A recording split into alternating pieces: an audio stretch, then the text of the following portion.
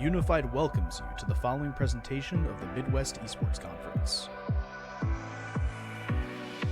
Here at the MEC, we partner with schools all over the Midwest to create premier gaming experiences. The most common angles that the operator plays. This is like second to only B-Long. Fight is likely having a leg shot, but they're too slow! Hariri lands a perfect headshot. Laying in the damage zone to them on out. Going into A-form, look at Sake. Laying in the middle, Sake? laying in the damage. Going in, revenge for their honey. No way! Play caller, Sake Wabe! Get the quadra kill! That was It kind of sounds fun, so I'll give it a chance. And then we ended up playing in high school the next 2 years together. We've been playing ever since. So he kind of taught me the game. We've been playing on a team since then, and then now we're in college, so we can't play together anymore. We do love all the players, even the ones we shit talk. We love you all. I love you all. Body Pluto looking for the plank. Trickster waiting, maybe looking for the steal. Pluto has his engage. The scatter of the weak comes through. Watch Levi though. Levi hasn't been touched just yet, but the damage is coming through. The melt line gets melted. Jinkwall on a killing spree, and all of Ottawa goes down. Why, those don't go in. It goes off the sidebar. Starting to come out. The flash is popped. The rolling thunder is utilized. rise to perfection. One enemy And now remaining. it's all on Last Teeson, but player Teeson just keeps on going.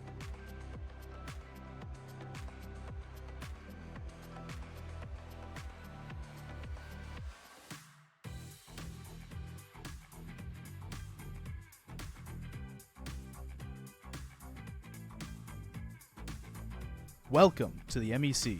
Enjoy the show. And hello, folks. Welcome to another night of the Spring MEC season. JT Displays alongside Chef Billy. We are back together once again. I know it's been an interesting couple of weeks here for me. Lots of other stuff going on around here. It's a beautiful day outside, by the way. Those of us here in the Midwest, it is 72 degrees here in Springfield, Missouri. You said it was 70 degrees up by you there, up in KC. So turned off the heat. Spring has sprung. I'm super happy with that. But it is week number 3 here, and we were talking about how we've gotten to where we're at. We had the MEC last weekend, the Clash last weekend, and that went down. Things happened there. That was very exciting to see on the stream. But now we're here into week number 3, and we've really seen one team kind of come out and solidify themselves as the front runner here in our inaugural season.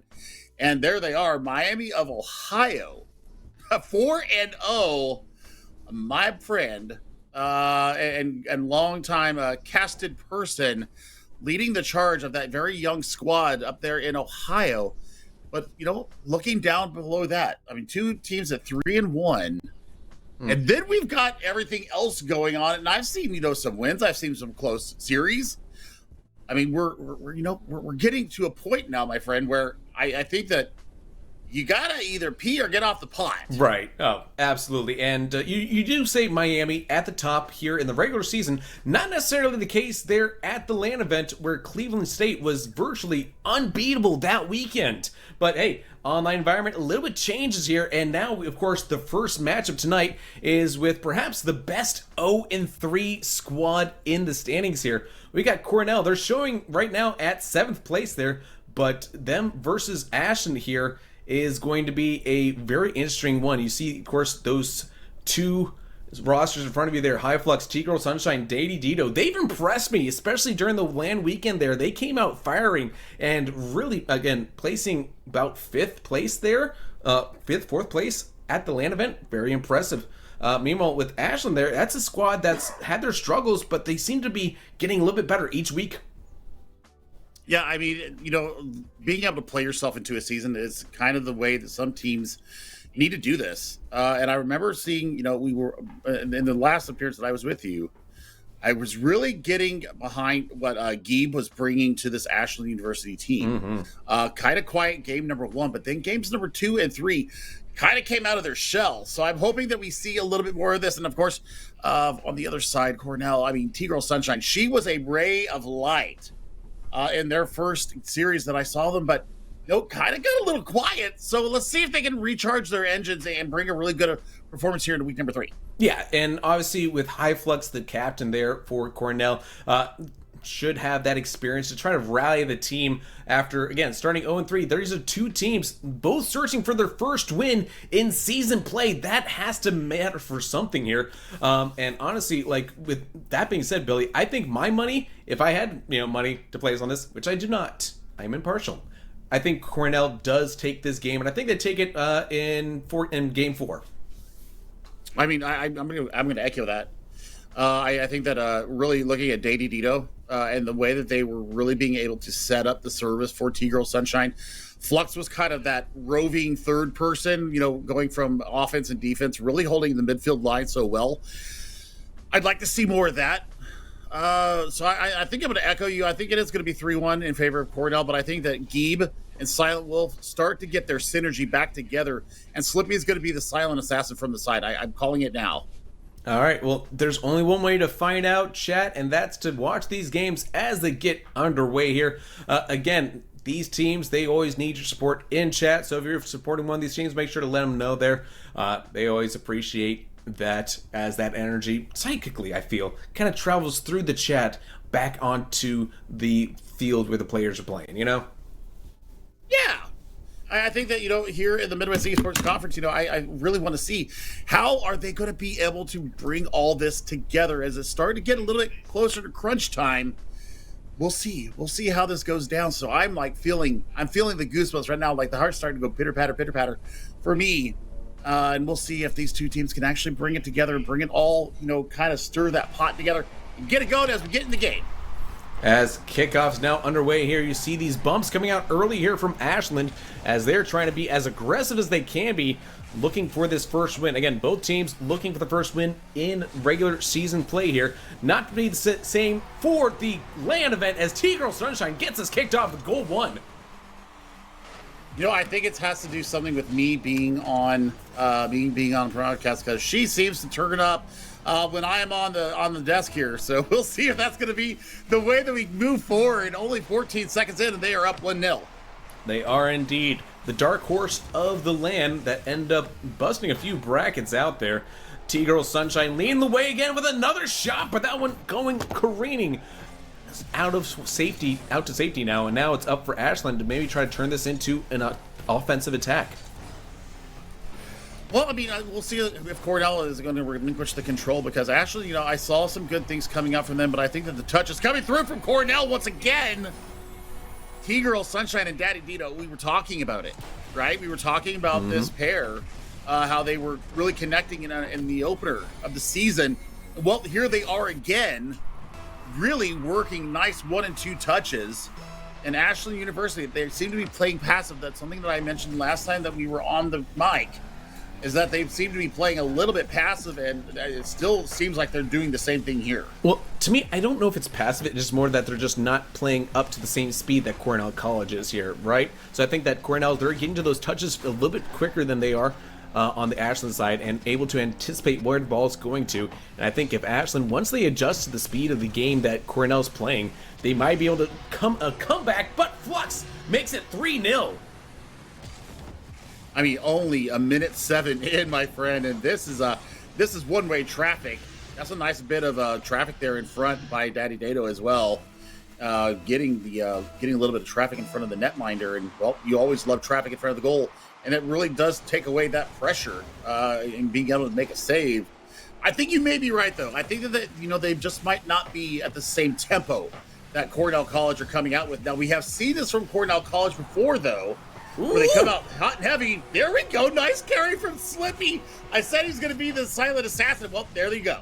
Yeah, and just tips it over the last defender there. And I believe that was Daddy Dito who got that technical own goal. But listen, it was all Slippy's hard work to get that goal to that back of the net. So 3-1 now. Ashland's showing some life here. 3:35 still left to play here as this kickoff restart going in favor of Cornell. Dady trying to get this out of the blue half here, but having some trouble right now as Ashland feels a little renewed an energy source. But right there, the lack of defense, the pass errant though, and Slippy is able to get that out of danger. I mean, that's a very providential touch. The shot right in front, no joy. They're looking for the backboard drill here to see if they can drill it home. Open net shot in. Slippy with number 2. And we are now at a 1-goal deficit here for Ashland. 2 on the try. And look at that good bump there from Gabe on the Dito there, making T-Girl Sunshine have to go back and be out of position for the save there. And it's a 1-goal, 1-possession game here. I love to see it, because now it's Slippy who's trying to do a barrel roll on the standings in this game so far and trying to flip it on its head. I love it. I love it. Never say die. Got to watch these double commits, though. They've been punished a couple times, and they got lucky that it wasn't a 4-goal margin. I think that they survived that threat, and now they are starting to push forward. That's a great bit of defense there at the midfield line. There was a full head of steam there for Cornell College, and they weren't able to turn it around. That's a dangerous ball in front. You're going to get a good touch. There's the touch that we needed to see. Yeah, Flux now putting it into the corner for another pass attempt in. T-Girl Sunshine just a bit outside, but Daddy Dito trying to get it there. Not going to happen this time. But again, Cornell keeping the pressure up here, keeping this ball on the orange half of the field. Dady missing this touch in midfield now allows for an opportunity for Silent Wolf to push Ashland forward. Ashland off the backboard there looking for Silent Wolf. Driving in is Gabe off the crossbar and out. It remains 3-2. Oh, that was the equalizer on their chassis, and they just barely missed it. By the way, most of the young crowd out there will not get the Bob Uecker reference that you put out there from Major League, but I got it, and it got the giggle out of me as well. So now 1:50 left on the clock. Dangerous ball in front. Ashland University looking for the equalizer and possibly to keep this head of steam going forward, JT. Yeah, now a little pinch off to the wall for Silent Wolf. They've got a minute and a half here, so time still left to play on either side. As Slippy, oh, danger, what a save from Gabe, keeps Flux out of the scoreboard once again. I don't know how they got to that shot. That was a point-blank shot. What a pre-jump, what a predictive jump. And oh my God, off the crossbar again. They are playing the crossbar challenge right now, and they are not finding the joy on the end of it. Flux, are you going to be able to bury this one away? No, 70 seconds left to go here in period number 1. And we are at a 1-goal lead still for Cornell College. But that's why you play crossbar challenges, because eventually you know just how to dip it underneath that crossbar, and then you start turning those into far more successes later on in the series. We'll see if that's the case. Here's this big bump, opens it up for game 16. Look at this bump. Oh my God.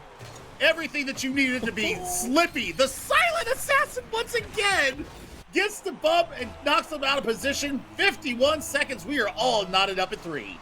And here I was singing Cornell's praises being the best 0-3 team here on the conference, but right now Ashland's showing their mettle. They've really stepped up that speed. They've got accustomed to Cornell's game here in game 1. Now with 35 seconds still to play, who's going to get that golden goal that possibly takes the victory for game 1?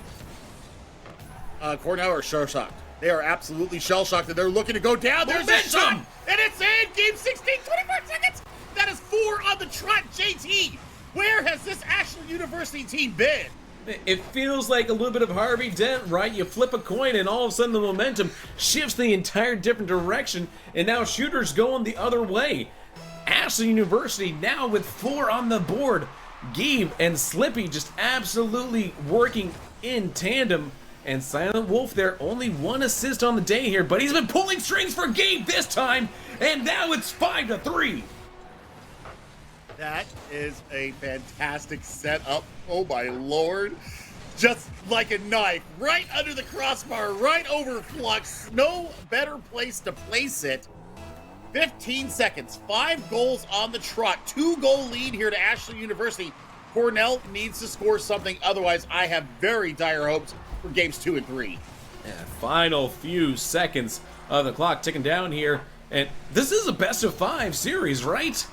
Because it certainly felt like that was a grudge match between Ashland and Cornell, and Ashland there seemed to absolutely get kicked into gear, taking game 1 there. I mean, look at this.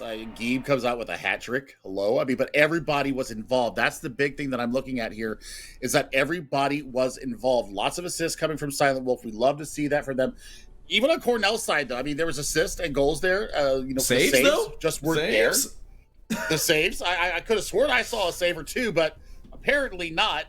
So we'll see how this is going to go forward. Game number 2, Ashland University. Wow. Okay, I'm impressed. I love it. You love to see it. Now let's see if this team play can keep going through. Let's see if Slippy X can still be that silent assassin that we saw with the shadow touches, the shadow bumps, the shadow demolitions coming through. I mean, I send love people it. to the shadow realm. Yeah. Oh yes, but I also want to see something from Cornell here. You know, they got out to a 3-goal lead, and then they took their foot off the carotid of Ashland Athlete and said, and I'm back into it, and now we're going forward, and now we got 5 goals in a row, and nothing to answer from Cornell College. Game number 2.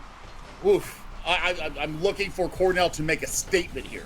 Yeah, that one definitely. You're right. They took the foot off the gas there, and I think that's a little bit of hubris that kind of creeps into their game at times, right? They were just a little bit like you didn't expect that, and now you've punished yourself because of you just didn't expect that sort of resistance to come from Ashland, and see that they're willing to scrap for these points here. And we'll see who comes up scrapping first here in game number 2. Is this one card change? It looks like for Silent Wolf there as well.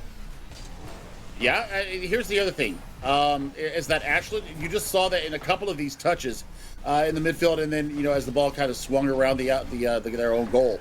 The communication looks, you can see it happening on the screen in real time. You saw them call off and say, I've got a better angle on this, and they were able to get back in defense. So there wasn't a breakaway opportunity for this Cornell College team. Now, that's a dangerous ball. They were kind of playing puppy ball over in the corner, but now it's a breakaway chancer. Touch off the back, no joy there. Yeah, now T-Girl Sunshine trying to spark something, and it's Flux who gets the first goal. All right. That's a good response after 5 on the trot from game number 1 out of Ashland University. I mean, that's a good touch. I mean, Gabe got a little bit out of position there. Kind of got finessed by T-Girl there along the midfield sidewall. They paid for it there. So, once again, Cornell out to the 1-0 lead here. Are they going to be able to build on it? And then, this time, don't take your foot off their throat. Yeah, we'll see as Slippy gets cut out that time by T-Girl Sunshine. But again, now they're just kind of ping-ponging this ball back and forth across midfield. That battle for possession now won by Flux. Up in the air for it there, the aerial, no joy, as you love to say. But T-Girl Sunshine keeping the pressure on this backboard, trying to drop it in for perhaps another goal there. But it was Dady Dito who kind of fell off it there at the end. Yeah, I think we can take a couple of little whiffs there. We can take a little bit of easing of pressure. I think they're also trying to change the tempo dynamic of this game. They're also getting a little bit more physical here in game number 2 as well. And there's a nice shot. Once again, T-Girl Sunshine going from the scoring prodigy into the assist prodigy. Yeah, nice little shot here. Oh, just underneath that top crossbar there. Fantastic placement there, and that is as good of a goal as you can like at this level, at any level, really. We shall see what we shall see here. Kind of a similar start to what we saw from game number 1, JT, and I'd love to see Ashland be able to bounce back once again. Maybe they're trying to figure out how Cornell is setting up. There's a nice outlet pass, and the touch is there, but they just miss it near post, and now it's coming back the other way. Flux is looking to kind of keep the fire stoked, as they have been a state of awesome flux here for the past 2 minutes as we approach the halftime here in game number 2. Demolition comes through, shot on goal. Flux almost with the little floater. Does it go in? There's still pressure in, and what's that? T-Girl Sunshine cleaning up the garbage. Very nice there, and now a 3-goal lead here for Cornell. And Cornell, again, they had that 3-goal lead last time as well, so we'll see if that...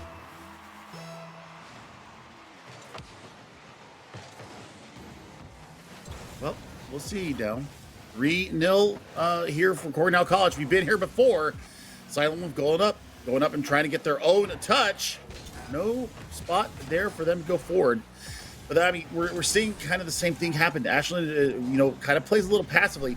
They figure out the tempo, and then they start moving forward. That's a shot on goal. It takes 2 from Cornell College to be able to deny that ball coming through. Now the resources are gone. Slippy is looking to get a little bit more silent assassin here. Yeah, now it's going to be an opportunity here. Flux popping in, dropping back down here. Cleared away, though, as Ashland, minute 45, they are starting to run a little short on time to try to start a comeback, and now that is 4-0. That was a very weird pinch there that came through. Watch this. You see it? Then the squeeze and then the touch. Yeah, oh, wow. Daddy Dato actually got it done. Nice little just redirect there. No chance for them to react to that. That's a beautiful amount of space taking there in front of the opposition net. And, well, now it's 4-0 with just over 90 seconds left. Well, you say just over 90 seconds left here. It's 5-0. And Flux adding to that lead here. Cornell College, a 5-0 lead in game number 2. And I always love to say this because it often is so very true that game number 2 very rarely looks the same as game number 1. We're seeing that now. Cornell roaring back here. I mean, you love to see it. You love to see it. You said you thought this is going to be the closest of our series tonight. Well, I mean, there's no closer than a 1-1 scoreline, and that appears to be where we are headed, unless Ashland University just opens an entire can of whoop butt on this Cornell College team, and now they're just starting to play a little bit more conservatively, keep the ball in front of them, maybe not necessarily have to go for goals, but they're definitely maintaining the lion's share of possession. Well, I say that as they go for goal there. and they don't find it. Flux is still on one right now. And then Demo's coming out there from Silent Wolf, trying to be that linebacker, the fullback there for his teammate. Unfortunately, lost the ball, and that attack fizzles out. Now Flux, again, trying to just dump this into the corner here, take as much time off the clock at this point. It's all about conserving and preserving the lead that you've got here on the side of Cornell College as they look to make this a series tied at 1 and make it a guaranteed going to Game 4. I love it. I mean, I always love more Rocket League. That needs to be a goal. That is a goal from Slippy, kind of floating in onto the atmosphere there. And you look at it, I mean, just kind of snuck their way in there and gets the final touch. That's exactly what was needed. It might just be balm for the soul here for Ashland University, but it stops the run on 5 goals on the trot. Yeah, so it's a little bit of momentum, right, to kind of head into game number 3. But I think mathematically it's a lot harder to score 4 goals against this Cornell College team here in 15 seconds than it is to just say, hey, we go again in game 3. I mean, 1 more for the road wouldn't hurt my feelings at all. I think it would give Ashland a little bit more oomph going into game number 3. I say that as there is a shot on goal. It's in the sky. 1 more? Looks like the 0-second drill has been activated. Oh, sail up there. Flux trying to drop it in. No, Cornell will take game number 2 regardless, but it's a score of 5-1 there. That last goal by Ashland, perhaps a little bit of momentum heading into game number 3 for them. Yeah, and look, I mean, it's almost like a tale of two series now. Look at all the team playing here from Cornell. Everybody getting involved. Everybody getting on the score sheet. Look at the shots. It's 7-5, or I'm sorry, 8-5, and then the saves. There's saves coming up here from Cornell College as well, so they're playing more of an all-pitch game here in game number 2. They got the early lead, and then they kept that foot on Ashland's throat, did not allow them to be resuscitated, and they got the game win there. So now 1-1 heading into game number 3. Now I'm going to say it on the other foot. Ashland needs to come back here and make a statement. They absolutely do. I think that it was what we saw in game number 1 where they just weren't fast enough initially, and then they got they found those adjustments. They started communicating better, like you said. I think that they need to find that communication back again. 4th game number 3 here, which is the crux of the match. If you win game number 3, you're more likely to win the entire series. I say it because it's true, folks. Will it be Cornell taking, or will Ashland surprise us once again? Shot early, shot, goal! Surprise! Slippy, Geeb, it's silent. I mean, look at this touch. They just rotated so beautifully there, JT. That was as clean as you like. Yeah, I mean, like when I say surprise, that's what I'm talking about right there, right? Will they surprise us? Surprise! Right off the bat. Not even 10 seconds in. I love it. You love it. I love to see it. You love to see it. Uh-oh. I think we might be getting more of a scrappy, a little chippiness here in this match.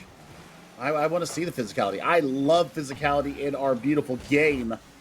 But they're also taking a lot more chances here, Ashland. They're rotating a little bit more aggressively. They're trying to maintain control of this of the midfield megas for the boost, kind of starve Cornell out. Oh, what a touch to break the axles and set it up for Silent Wolf. But nice defensive stand there by Cornell. Keeps them from adding to that lead. Now Dito met by Geeb in the air there. In the corner, double commit in the corner. I hate to see that here, and Flux could possibly turn this into a counterattack opportunity, but without any boost, makes it a little bit difficult here. Still gets it past 2 defenders here, and out to Dady to turn this on its head here for Cornell. And there's another demo. So this is definitely going to be a more physical game. Here we are looking for a clear-cut leader here going into game number 4. Game number 3. You said it. It's the crux of the matter. The shot! What a save from Geeb! Ah, man, yeah. T-Girl hard done there by a stout defense. Slippy shot denied by Dito that time as Flux in the corner here. Can't get around the first defenders. Geeb now has an opportunity to pass, though. Dady's well aware of it and knocks it away to Slippy. Second asking. Nothing there as the demo comes in from Dady Dito this time on a Silent Wolf to break up any potential attack. I mean, look, they're playing passive again, though. Look, you're seeing it almost in real time now. That is the 4th demo here of game number 3. Only? And they have all gone in favor of Cornell College. They are definitely taking the physicality to another level. They don't care. Deeb to Silent Wolf, 2-0 on the board. Oh man, beautiful right here. Just nice little gets that pass as clean as you want. T-Girl. Oh man, it's hard trying to get to that ball first. I've been there so many times. It's a good goal there by Ashlyn. 2-0 now. Answer time for Cornell is rapidly approaching. Your midterm! Never mind. Silent Assassin Slippy just comes out of nowhere and just yanks this ball and yoink and clink and done. Oh man, we're about to get on freezing takes here if I say that Cornell is the best 0-3 team in the Midwest Esports Conference, and Ashlyn tells me to eat my words here by the end of this series. But 3-0, they have the lead in Game 3. Will they sustain it, or does Cornell have more fight in them? And are they able to shift the momentum? Something that they have not done yet in this series. They have not been able to, once the momentum's gone against them, they've not been able to shift it back in their favor. A little bit of indecision there, JT, as that's a dangerous ball in front. Flux and company. Woo! Providential there from Slippy, getting the touch and kind of diffusing all the pressure that was building up there. That's a great touch at the midfield line. Looking forward, looking for the touch. Trying to find Flux, no joy. T-Girl pushing the ball in. She doesn't find anybody, no joy there. And just a long, lazy clearance out there, trying to waste some time as we're now 2 minutes on the clock. Touch here by Ashlyn. The demos as well, keeping that defense on its toes. Slippy dropping it in there, but Flux makes the save. Slippy bumping with the teammate there. No communication. That's going to lead for an opportunity the other way for Cornell as they get out to midfield here. But Ashlyn quickly recovers, and they maintain control and possession here with 1:30 left to play. Silent Wolf had the flip reset ready to go as well. Just a great touch there out of the back row for this Cornell College team. And the save in front, the touch. Oh, that should have been a goal. Another save from Slippy. He's not giving this game up. No way, no how. Flux here. Getting into the corner. The shot, though, from Slippy goes wide as T-Girl can't collect it here. Silent Wolf, again, more from Ashland. Working its way, try to maintain a 3-0 lead here. Less than a minute to go. Does Cornell have a response? I don't think they do. I don't think they do. I mean, they've had a couple of really good chances. They just haven't been able to bury it. That's another good shot for Silent Wolf. But T-Girl finally gets the defensive stand there that they need. Flux going high off the wall there, looking for T-Girl on the back row. No joy. That was a great setup, though. 35 seconds and counting. Nice little save here from Silent Wolf. The shot from Dady Dito off the crossbar, denied by Slippy. Beautiful save. Keeps it a 3-0 lead. Now 20 seconds left. Shot fired. Flux gets the joy on the end of that after a sustained period of aggression. Finally, it drops through, kind of little fadeaway Kobe into the far upper 90. Now, 21 seconds to get a 2-goal deficit off this board. Otherwise, Ashland University is going to be on match point. Flux or Cornell, they don't have a lot of time left here. Slippy going the other way with it here, and I think that game number 3 should be decided here. Not enough time left in it here. Ashland is going to take game 3 over Cornell, and that makes its match point for Ashland heading into game 4. I mean, I don't think it was a freezing cold take, though. I mean, based upon what we've seen from Cornell, they definitely have the goods to back up, your statement, your claim there. But I mean, for Ashland, I mean, once they get any kind of a sniff of superiority, they are running with it. And I mean, they came back from a 3-0 deficit in game number 1. They got smacked around in game number 2. They got that consolation goal, though, and they have really built upon that going into game number 3. Now they're sitting on match point as we head into game number 4.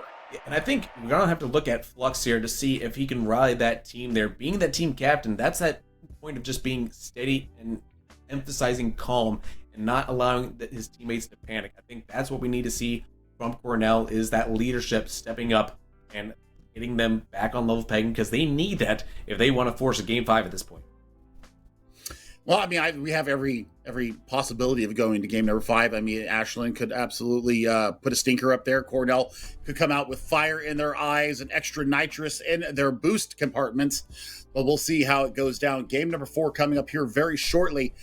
I'm looking for Silent Wolf here. Silent Wolf has kind of been the other silent assassin here for this Ashland University team. We've seen a lot from Geeb. We've seen a lot from Slippy. I mean, Slippy has had one hell of a series. But I think that Silent Wolf could be the difference maker here in game number 4. It all comes out to who scores first.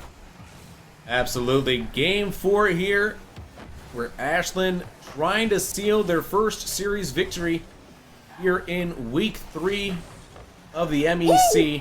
No shot there from Slippy, denied by Dito that time, as Ashland out aggressive early here in game 4 here, trying to secure it.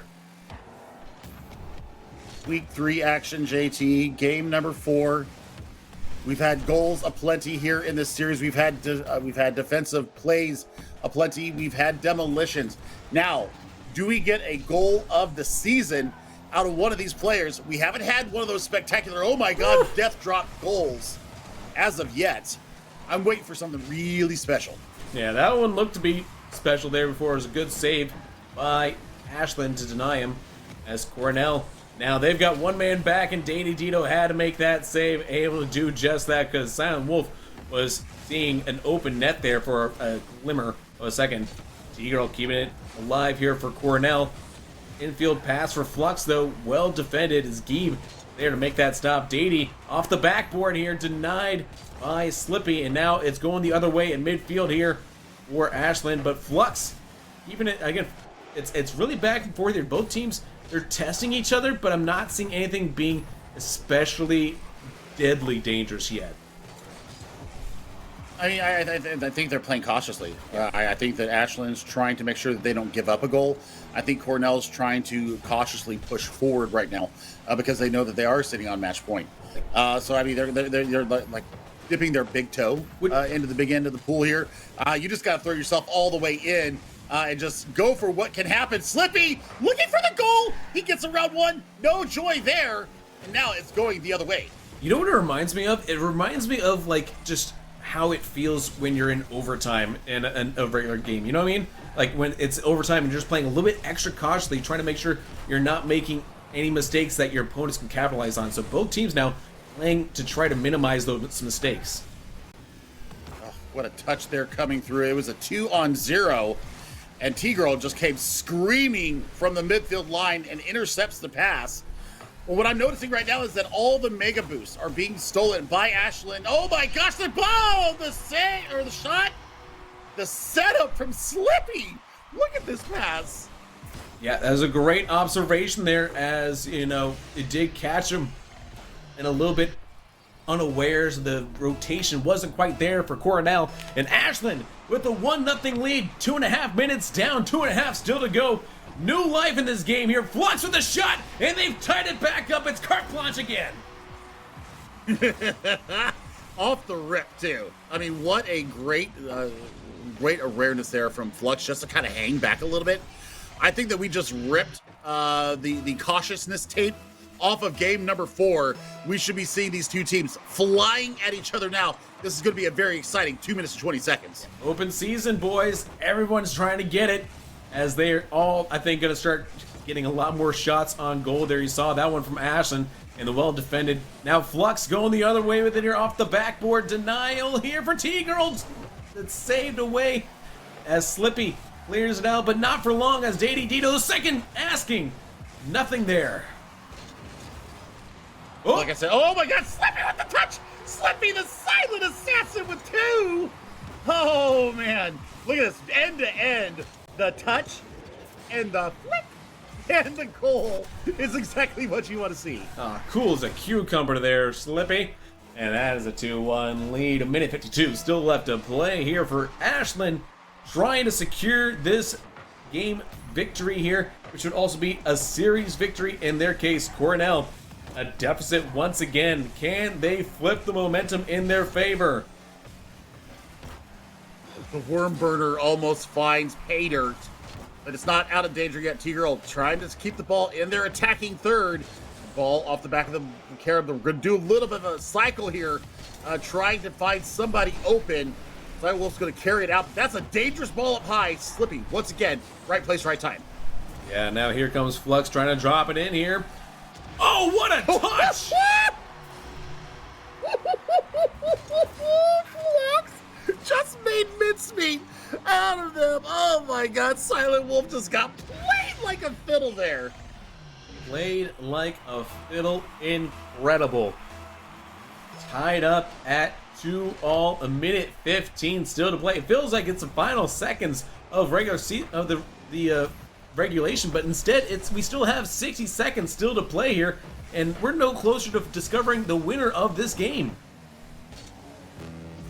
Well, I think that we're going to be getting there. There's a shot coming in. Daddy Dito getting the save. Silent Wolf says, I am not done with this play yet. The shot just wide from Slippy.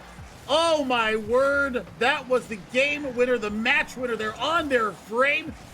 Silent Wolf just said, I have ice in my veins. And now here comes T-Girl popping it up for themselves here. 1-on-3 didn't work out, but Flux, oh, Silent Wolf made the save. And now the other way for Ashlyn into the corner here. T-Girl trying to pop it up, clears it out through midfield, but only as far as Geeb. Geeb here pops it back to Flux for Cornell. 15 seconds on the clock. Didi Dito feels backflip, man, but dropping in. Ashlyn denied by T-Girl in the final few seconds of regulation. I said overtime early on in this matchup here. Is that what we're looking for? A golden goal opportunity between these two teams? Or do we rule zero this and drop it in? No, we get overtime. I don't think we could have had any better way to settle this here. This is only game number 4, so we do have the possibility of going to a game number 5, but Cornell has to be the one that scores, and they almost do it, but they do it on the end. Daddy Dano gets it in 9 seconds into the overtime, and that's a triple commit over there on the midfield line that gets immediately punished. No resources to get back, and we are going to game number 5. Ain't no almost about Dadi Dito in that matchup there. We go to game number 5. Dadi Dito looking to call game potentially. They called game, looking to potentially call series next. Well, I tell you what, Cornell College finally came back from a deficit. That's something that we haven't seen from them this series. They locked it down. We played a little bit of a pitter-patter there in the beginning minutes of this game number 4. And then once the goals started coming through, they ripped that bandage off, and it was all bets off. And we saw some really exciting play here from these two 0-3 teams. Somebody's going to have a win on the board. Game number 5 is going to settle it. Yeah, and honestly, this is a really fun match to kick off the night, right? It was one that, like, we kind of looked in the paper and was like, well, based on the land performances, we thought Cornell had the stronger squad here. And then Ashley comes out, surprises us, and just absolutely kicking and screaming and says, we're not going to go down without a fight here. We're going to use every trick that we know in our playbook, and we're going to confuse, and we are going to surround and swarm to the ball there. But also, because of swarming, you can lead to some, a little bit of overcommitting there, and Cornell able to capitalize it on that in overtime. Yeah, I mean, I think they hit the nail on the head. Now, can one of these two teams win 2 games in a row? Oh, that's something that hasn't happened this series. We've gone odd games to Ashland. We've gone even games to Cornell. We're heading to an odd game. By the numbers, by the statistics, by my sample size, it should be Ashland. And I think Cornell's going to have something to say about it. That is a full head of steam. T-Girl just does not find the final touch. Well, to answer at least half your question, we know for a fact that Ashland could not win consecutive games in this series. True. So the question is, can Cornell? That's half the question. Yeah. Yeah. 4.5 minutes. I smell what you're stepping in. Yeah. We're all saying the same things here.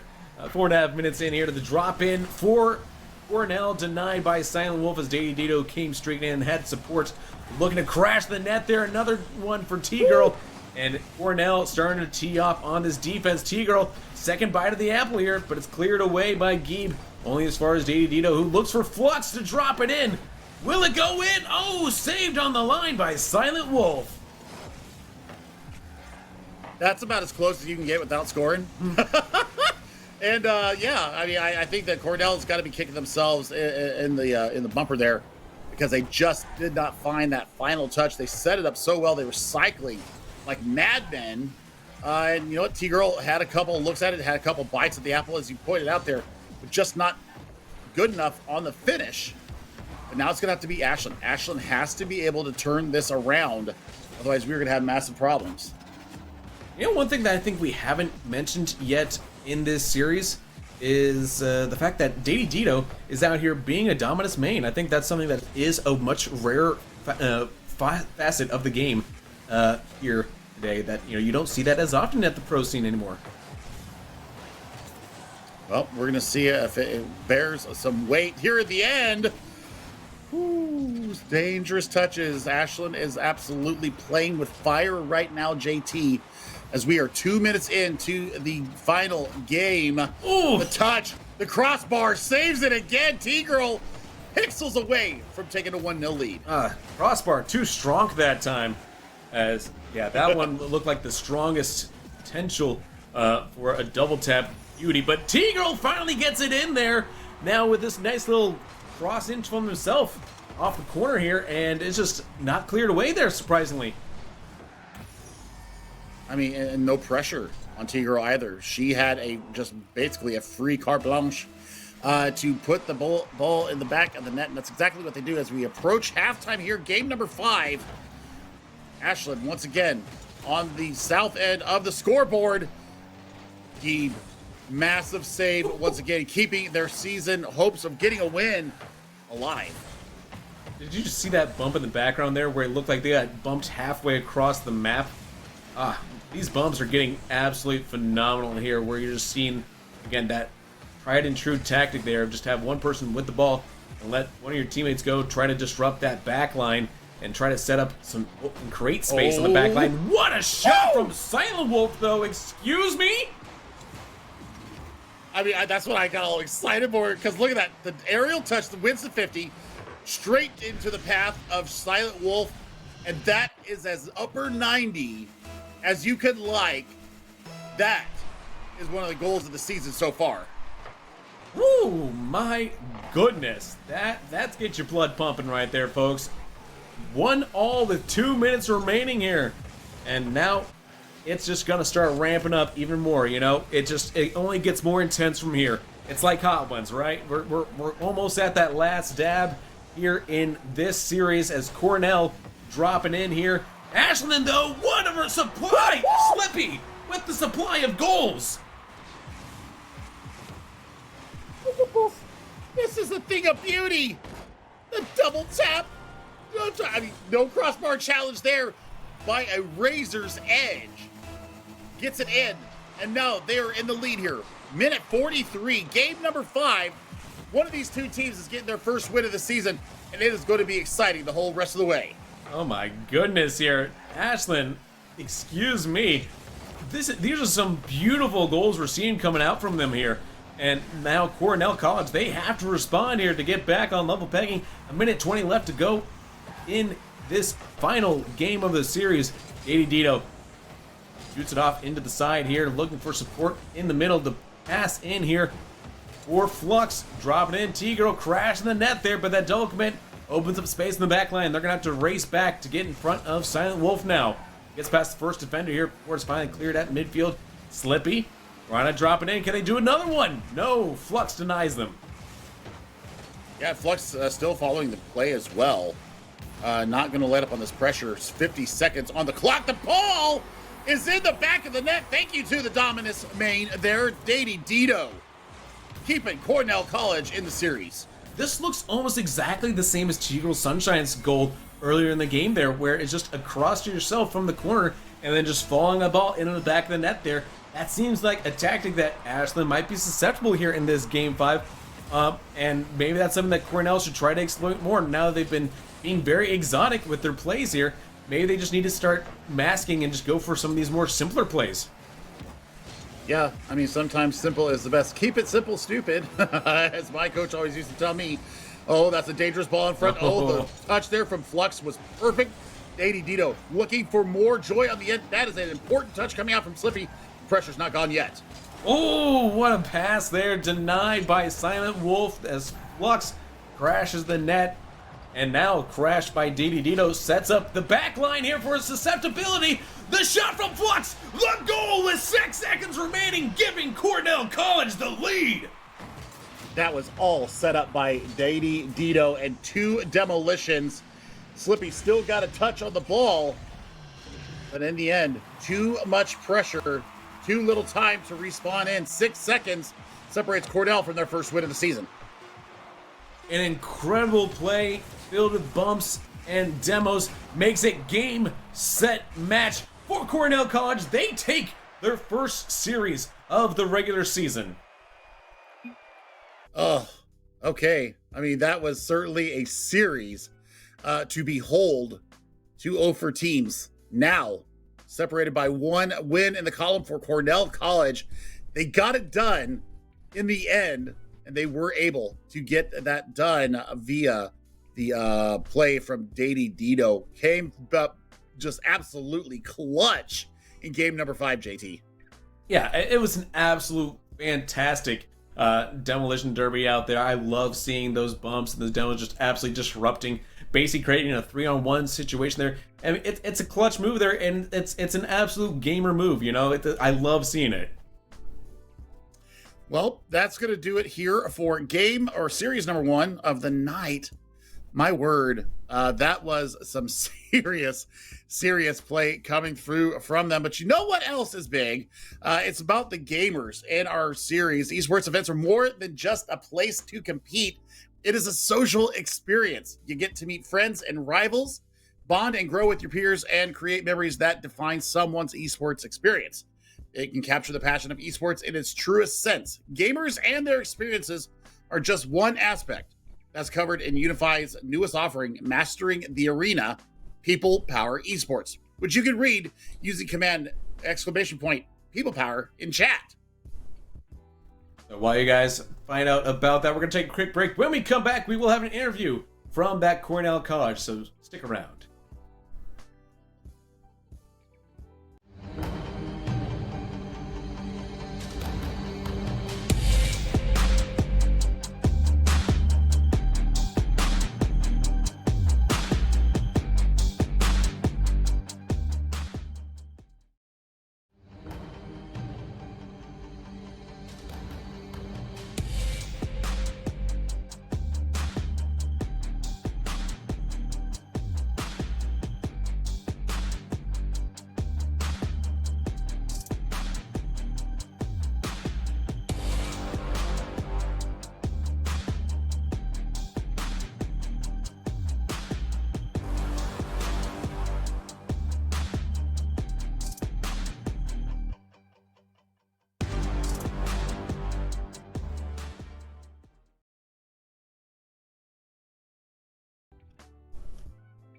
Welcome back, folks. We have with us from the winning Cornell College side, T-Girl Sunshine. T-Girl Sunshine, congratulations on the first regular season win here, although you guys did have some success at that LAN, I should mention. Thank you. A lot of fun. All right, I gotta come out the gate here. I mean, you seem to get off to very quick starts in every game that I have had a pleasure of watching you this season so far. Then we kind of go a little bit quiet. Can you talk to me about what the mood is going into these games? And then you guys start problem solving, and then all of a sudden you come out with more explosions. Tell me how you set up for these games. We come in with a pretty specific game plan based on the kinds of things that we're working on as a team.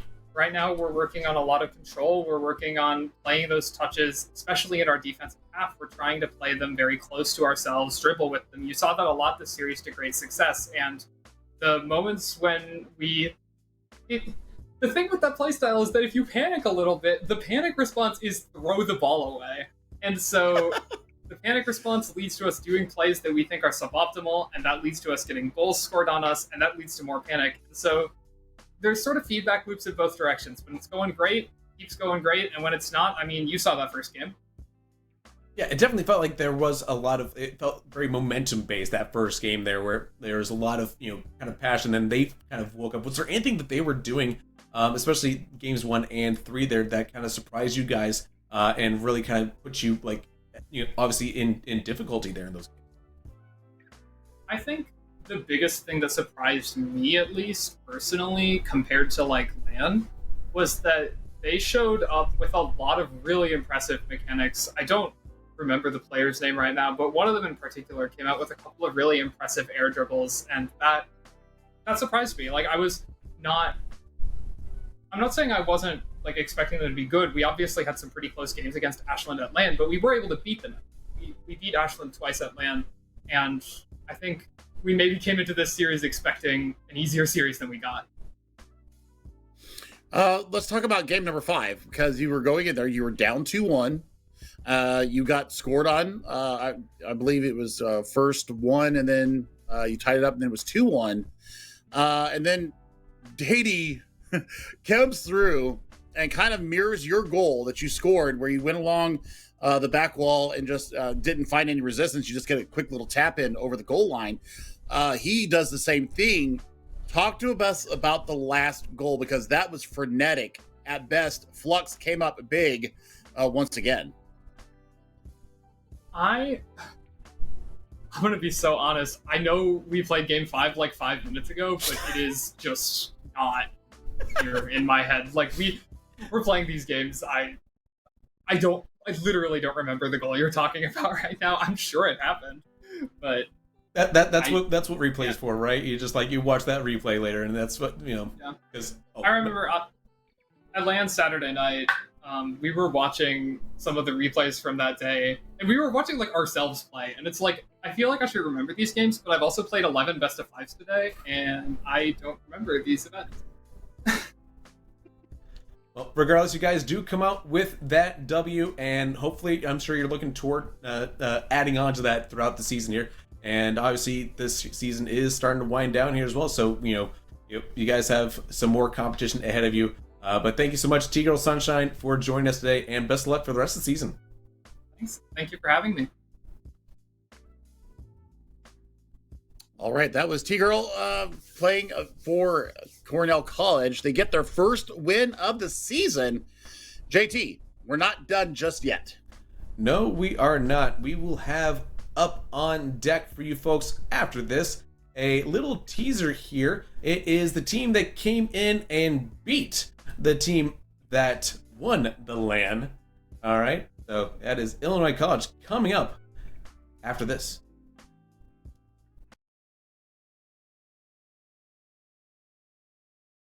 Here live at the MEC Fall Championship Kendo Slice. I'm joined here by Hubert Wantong, who is the Director of Esports for Simpson College. And one, thank you for bringing everybody out. But two, the question of the day has been, what does esports mean to you? It's everything from competition to the lessons you learn off the field, yeah, and outside of the arena. So any of the esports ancillary activities that we can provide players and kind of the esports knowledge. I mean, you guys doing an amazing broadcast, to people TOing, to all those different sectors of esports, and giving those students opportunities to see that.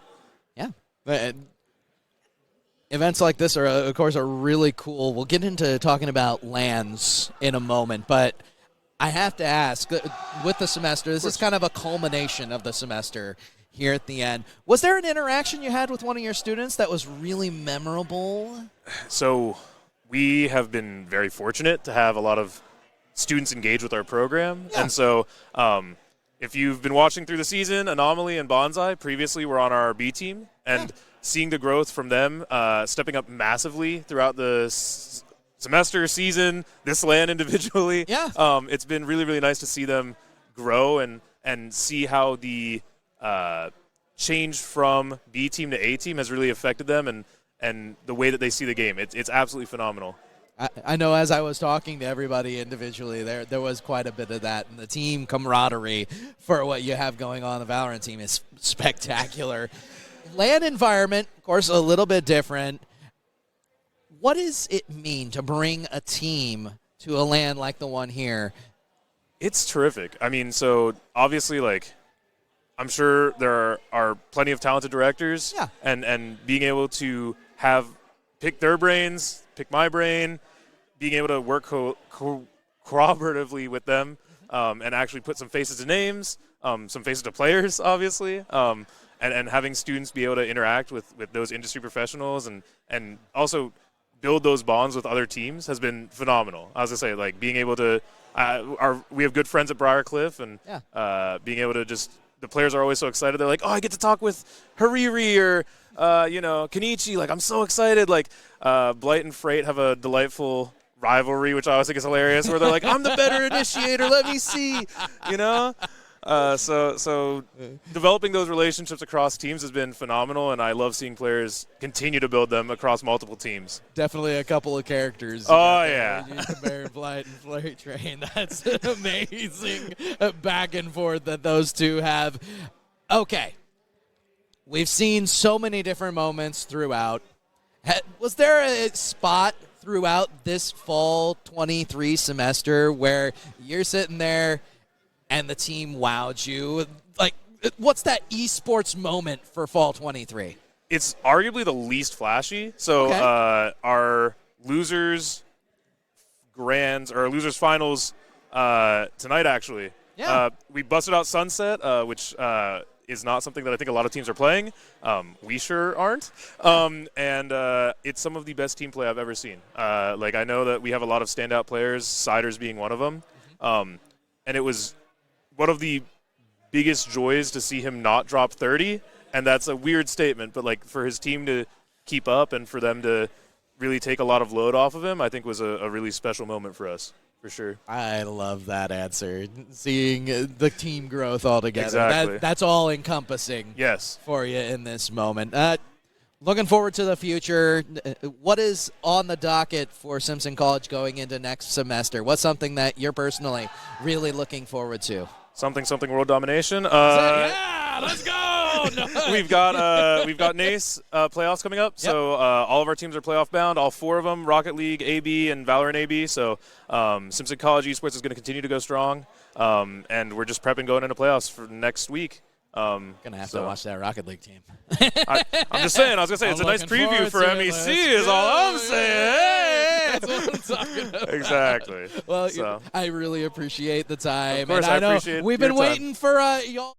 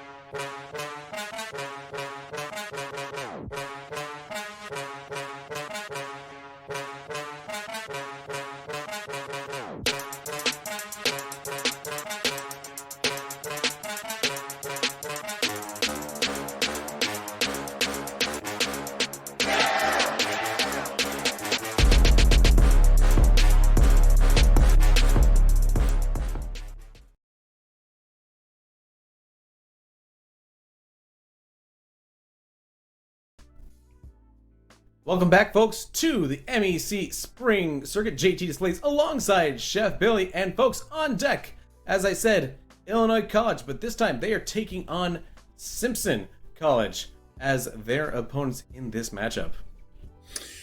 Oh boy, looks like we got some lobby issues. Online Grimmins have infiltrated the MEC, and our wonderful producer and behind-the-scenes guy, Hyper, going to deal with that. But let's talk about what said Illinois College did at the LAN, coming in and surprising everybody. We thought that Miami of Ohio was going to win that easily, and they upset the prohibitive favorite and get themselves a season victory that nobody saw coming. Yeah, obviously Miami had a bit of an up and down day at the LAN there, but it was Cleveland State that ended up being victorious. The only series that they lost to was to this Illinois college team, and this is an Illinois college team very much built kind of on vibes there. They're very much like, when the vibes are good, they're playing really well. Yeah, well, we'll see how this goes down. Taking a look how we've gotten to where we're at. I mean, we look at Simpson College, their last time out, they took the 3-1 victory over Ashland. They got beat by Cleveland State 3-1 back in week number 2. They've taken it on the chin a couple times. So, I mean, for Simpson, they're not sitting at over. So, they do know what the victory box feels like. Now, are they going to be able to go in there? So, Vipe 7, Rune, and Gunner here for Illinois College really did impress me the last time that I saw them out here. And then for Simpson, I did not get a chance to see them. So JK Rusher King, Barkey, and Hawkeye will be your fellows here trying to get the dub here for Simpson College. Absolutely. And again, like you said, both teams are not over yet. They both are sitting at 1-2, so they come in here with the same record, but one of them will leave with the better record here by the end of today. And honestly, it was something where Simpson they really struggled at that LAN. They had some troubles there, and that was a bit surprising because they do have some talent there on that roster. But we'll see which talent shows up today as it's underway for game number 1 between Illinois and Simpson. Simpson with a little bit of early aggression here. It's been nicely dealt with by Illinois College. And I tell you what, we had a chance to talk with Vipe 7 there in the interview after week 1's victory, and really impressed with them. I think that he was a very well-spoken young man, and they have a lot of confidence in their team. Just hasn't found the same form after that week 1 victory. So looking to get themselves back into the winning ways here. And I think all things will run through Vipe 7 here. Yeah, Vipe, absolutely dynamic. But Rune and GG Runner can absolutely put on displays of their own here, so do not discount them. Meanwhile, JK Rusher King has been an absolute dynamite for this Simpsons College team. But it's honestly Barkey, who I've kind of like to call Sparky, that tends to spark things for that team when it comes to offense and really gets things going once he starts going. Well, we'll see how it goes down. I like what I'm seeing so far from Simpson. They're able to absorb pressure. I say that as they just set GG Runner up as clean and as clearly as you like. Sparky Spark was not committal there, and unfortunately JK with the errant touch sets up GG Runner for the easy 1-0 goal. Now 3:47 on the clock. We'll see if Simpson has something to say going into this next part of the game. And now it is up for JK Rusher King, clearing it out here to midfield, looking for an opportunity. Gets Barkey there.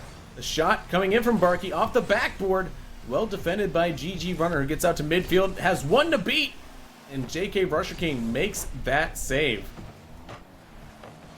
Well, the pressure is still on here from Illinois College, and the saves are coming through.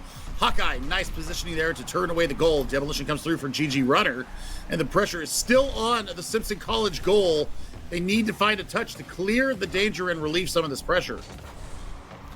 Rune dropping in here, denied. Good clear on the goal line. Dangerous though, danger. Will Robinson. Barkey now looking for that defense into attack here. Gets stopped by Rune as Simpson College now looking to try to equalize. I think, a little bit of a tempo shift here for Simpson College would be the way that we need to go. I want to see if they can, start to push the tempo up a little bit. Try to find some connecting passes as well, because it looks like a little bit of pump and dump and a little bit of wishful thinking on some of these touches coming out of their defensive third.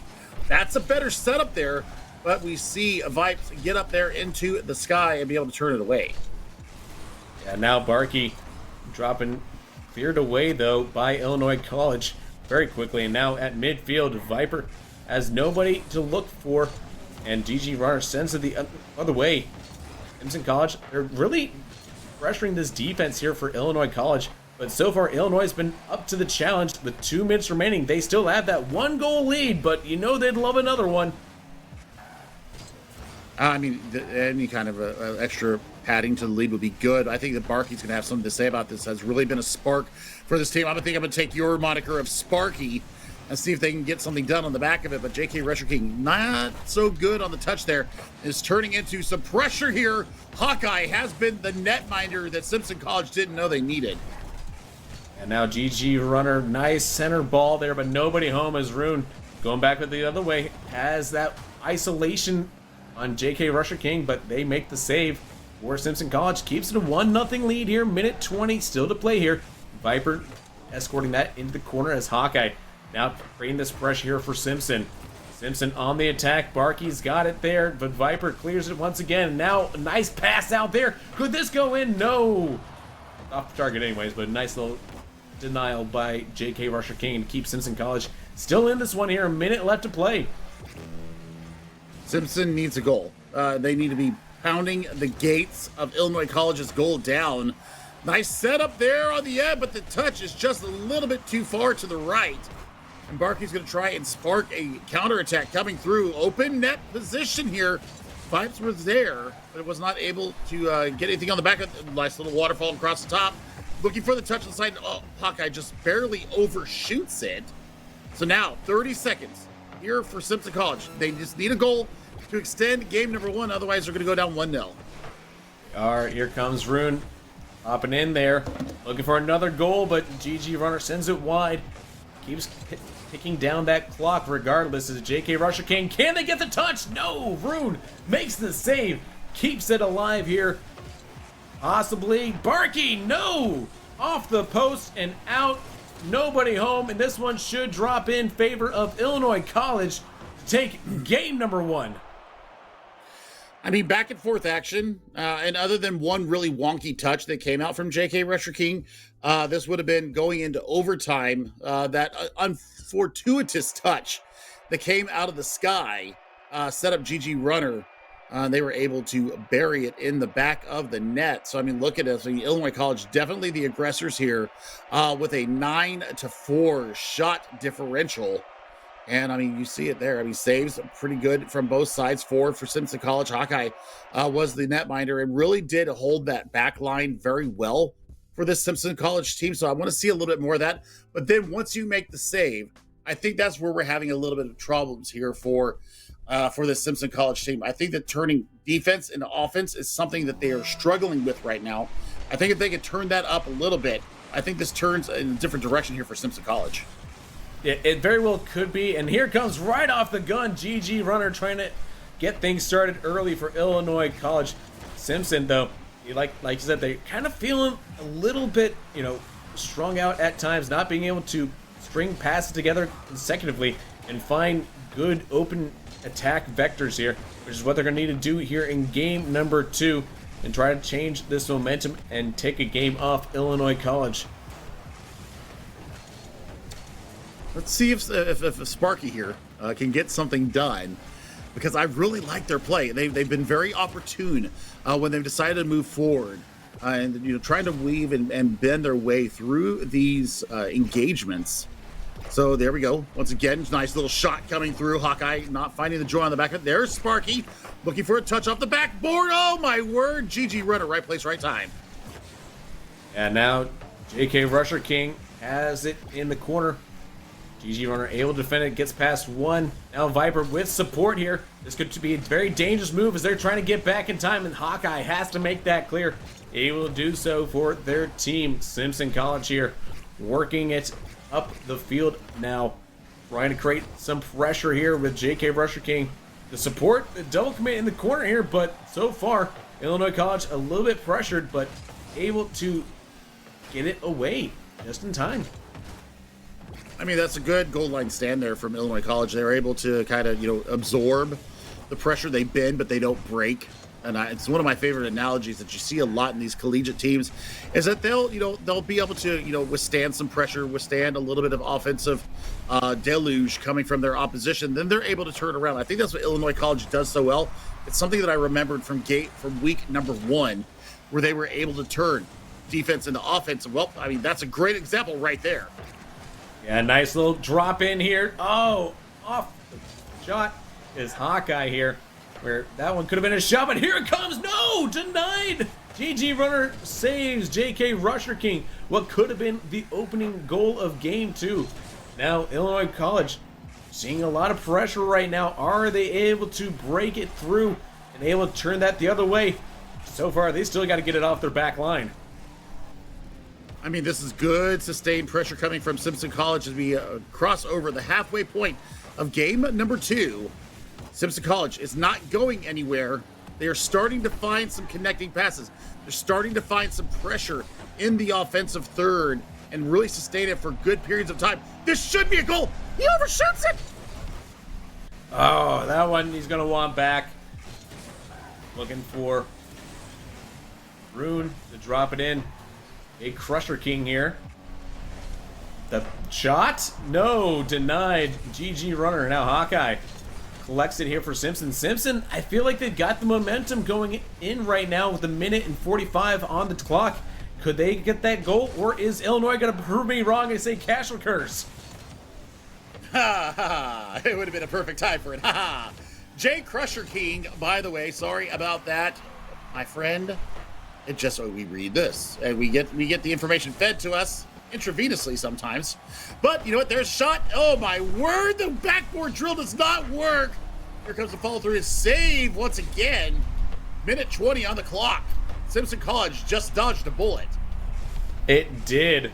Now Rune trying to pop it up here. Looking for Hawkeye. The shot though. What a save! Viper keeps it alive, as that one should have gone in the back of the net here. Simpson College could have gotten the lead, but now 60 seconds remaining, and we're no sooner to finding the victor in game 2. I'm shocked. I'm upset. I'm sad all at once, because that should have been Simpson College leading this game, getting themselves square. And as it stands, 40 seconds takes us to overtime. We'll see how this goes down. That's got to be a blow to the mental for Simpson College, though. Yeah, now final 30 seconds of regulation. Are we going to get overtime in this one? It's too soon to tell here, because either team could pop off. Jay Crusher King makes a save, setting up here for Barkey. Is this going to be an opportunity? The shot denied by Rune here. And now still available. Danger, danger. GG Runner sets it up. Final 10 seconds of regulation. Well, we will see if there's going to be a goal coming through here. Oh, he overshoots the ball again. The ball hits the far post. And we're now in 0-second drill. We're going to overtime. Overtime, golden goal opportunity in game number 2. Popped up here for Illinois College as they're looking for this. Now Rune trying to defend here. Barkey, will that be it? No, denied. That's a bit of a wonky angle, and I saw where they were trying to go with it. There's a dangerous ball in front. Just hit the e-brake, swing the butt of the car around, and you get joy. Oh my word, this should be a goal right here. The save! Barkey saves him, keeps him in the game. Now looking for Barkey dropping in here. Denied that time. Jay Crusher King on their own defense, trying to look for something, but the clear, nothing there. As Rune is able to set in front of it here. Viper looking for the opportunity to try to clear it off the backboard. Now it is GG Runner dropping it in, turning defense into offense. And Illinois still not able to find it. Oh, we're on a razor's edge right now. And I think that if Simpson College takes this goal, which that looks goal bound, once again finds the woodwork. Jay Crusher almost had the game winner there. That is 2 instances where the 4th man for Illinois College has showed up big, and that is the woodwork, my friend. And I'd be cursing the woodwork right now if I was Simpson College. Viper looking to drop it in here. What a bump, and Viper takes game 2 for Illinois. Alrighty, 127 in. Barkey had a good touch there, but Viper, I mean, just absolutely was not going to be denied there. And it is a 2-0 lead here to Illinois College. Man, Simpson College, I don't care what their record says right now. That is not a 1-2 team. Holy cow. I'm impressed. I'm impressed that they just have not been able to find any kind of joy in the back of the net. They are over for the first 2 games. Yeah, it's impressive here, but regardless, you know, Simpson College, they have to find something to get in the back of the net here. I think it does speak to just how stout defensively we're looking at Illinois College. I mean, GG Runner, 5 saves there. I mean, like, you know, what more can you say? Man's everywhere, just saving everything. I mean, that's 11 shots to 6, 9 saves, and no goals. Hello? I mean, they're pounding the net. They're doing exactly what I wanted them to do, but it's the finish that they're just lacking now. They have turned defense to offense. Let's check that off the checklist. They have really made the tempo their own. Let's get that off the checklist. Now let's add something to the checklist. Physicality. They kept getting bumped off the ball when they were going in for these opportunities. I think that they need to turn the page and kind of flip the script on Illinois College and give them a dose of their own medicine. Well, we'll see what happens here as GG Runner in these demos started early as Rune trying to pop it in here. Viper looking for the drop in. Not going to happen, says Simpson College. They're trying to change their defensive woes here in game number 3. They're going to need it if they don't want to get swept. I mean, sometimes a hero comes out of nowhere. That should have been a goal right there, except Barkey went the other way rather than staying in the offensive push. And this is passivity now that I'm looking at. You got to keep pushing all your buttons forward. There's no quit in me when I'm starting to feel the competitive drive. I want to see Simpson College go full tilt for a good 30 seconds to see what kind of result they can get. Well, that is a nice result here for Illinois College as GG Runner, you know, we talk about the saves. Listen, they can also shoot and score those goals here. Well, I mean, you know, this is a lot faster than last game getting a goal. It is 51 seconds in. Now Illinois College, they are on match point. They are now on game point. And now it's all about defending this 1-goal lead. I still think Simpson College has more to say in this game and in this series. But they need to get it started right this minute.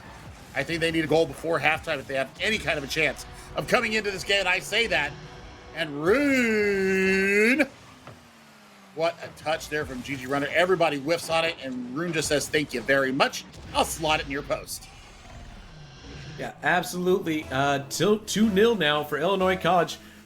You know, we haven't talked about it all series, but let's be honest. Maybe there might be some brooms happening in the chat here if you're an Illinois College fan, because they look to be going on a sweep. Meanwhile, if you're a Simpson College fan, you might need to start typing out the MOORB, the M-O-O-R-B, the reverse of a broom to try to summon that Eldritch Being of reverse sweeps. I haven't heard the MOORB. Okay. I made it up, but listen, that's okay. We can all make up our own religions. It's fine. I like it. I like it. Okay. The MOORB. We'll go with it. Has to be pronounced like that, almost like a Swedish piece of furniture from IKEA. Yeah, but we'll see how it goes forward here. And I mean, look at GG Runner is starting to feel the oats now. This is the biggest lead that we've had all series long, and now they're just playing some complicated keep away from the Simpson College team. Oh no, the whiff of the goal. And that's going to happen here when you end up being, you know, pressured to try to succeed in this high pressure situations. You try to get a little too aggressive, and then that just gets popped up over the back, over the top of your head there. 3-0 here. Viper able to pounce on that one. Well, that's exactly what they needed. 3 goals in, 2 minutes down. Looks like it might be easy sailing here from Illinois College. Simpson College really did put up a stout defense here in games 1 and 2. They haven't been able to find the back of the net yet, and I don't know if it's going to happen. But now the demolitions, Illinois College is starting to play fast and free, and that is not what you want to see if you're a Simpson College fan. Ooh, what a little touch here. And GG Runner able to add to the lead here. Oy, oy, oy. That's just a nasty flick there. That's just a nasty little dispossession there. You love to see it. If you're, like I said, Illinois College fans, rejoice. Make sure that you've got your brooms out in chat. And then Murb for Simpson College. If you're hoping for the reverse sweep, even though for myself, it feels like the fight has gone out of them. Yeah, it may just be the processional at this point, but there's only 3 people that can change that, and they're all on the orange side of the field here. So if you want to make change, you got to be the change sometimes, and they need somebody to be the change that they wish to see in the world. As Jay Crusher King charging on that ball here, but GG Runner. Look at the slow little dribble here, just trying to the gamesmanship going on here from Illinois. Well, I mean, they've got almost an insurmountable lead based upon the run of play so far. Might even be a goal here. Nope. GG Rudder, nice little backtrack there to deny the goal, deny the first one of the game.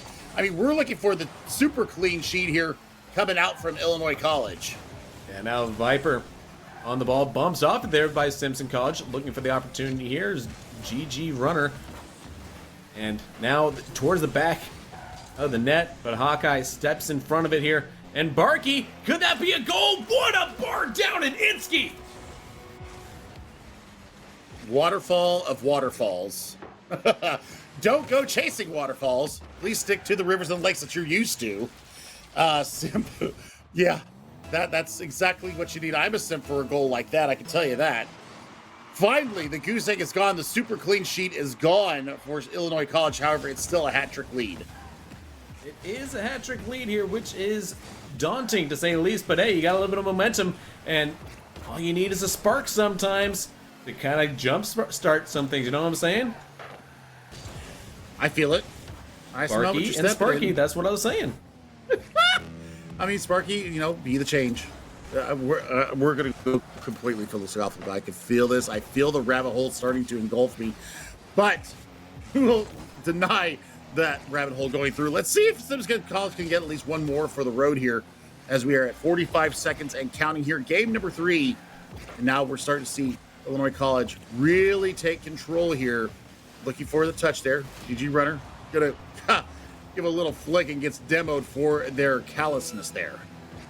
And now a little disarray on the back end as there's a triple commit on that ball as they try to get recoalesced and try to chase down 3 more goals in 20 seconds. Jay Crusher King buying their time, looking for an opportunity. The passes infield, but they are not going towards the back of the net, not even attempting to chase it down to the back line here. And now, the final few seconds ticking in. We could get another goal here for Illinois College, and it will go in for Viper. 2 seconds left. That's just a sad goal. That's just a sad goal. I mean, it should have never happened. And yeah, I mean, Rune was there creating havoc.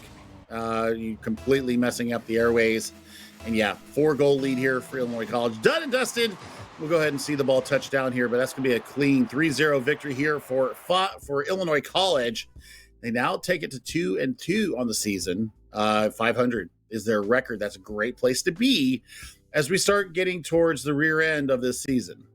Yeah, and that was a very quick sweep there for Illinois College. Again, this is a team that, like I said, they're vibey sometimes, you know, and that proved it right there. They got into a groove early against Simpson there in game number 1, and they just kept it into a chokehold. They didn't really allow Simpson to get comfortable on the ball ever, and I think that kind of showed it in that one, where these are 2 teams, again, they came in with the same record here, but one was definitely feeling, you know, to be much stronger, and Illinois College, you know, all credit to them, fair play, you know, they showed it. Well, I mean, that was fantastic work out of them, and I really want to see how they move forward now. I know that they got another game tomorrow coming up. We'll talk to somebody from that squad here coming up very shortly. Yeah, we're going to get Viper on the call there, but before we talk to Viper, we got to talk to y'all just about, you know, esports in general, because, you know, there's a lot that goes into running an esports event like the MEC Clash or MEC Championships. One of the most important aspects is setting the scope of your event, like setting your goals and balancing your profit with your expectations. If you want to learn more about the scope of an esports event, type top 5. That's exclamation point top 5 into the chat and check out our article, What It Takes, the top 5 things powering esports events.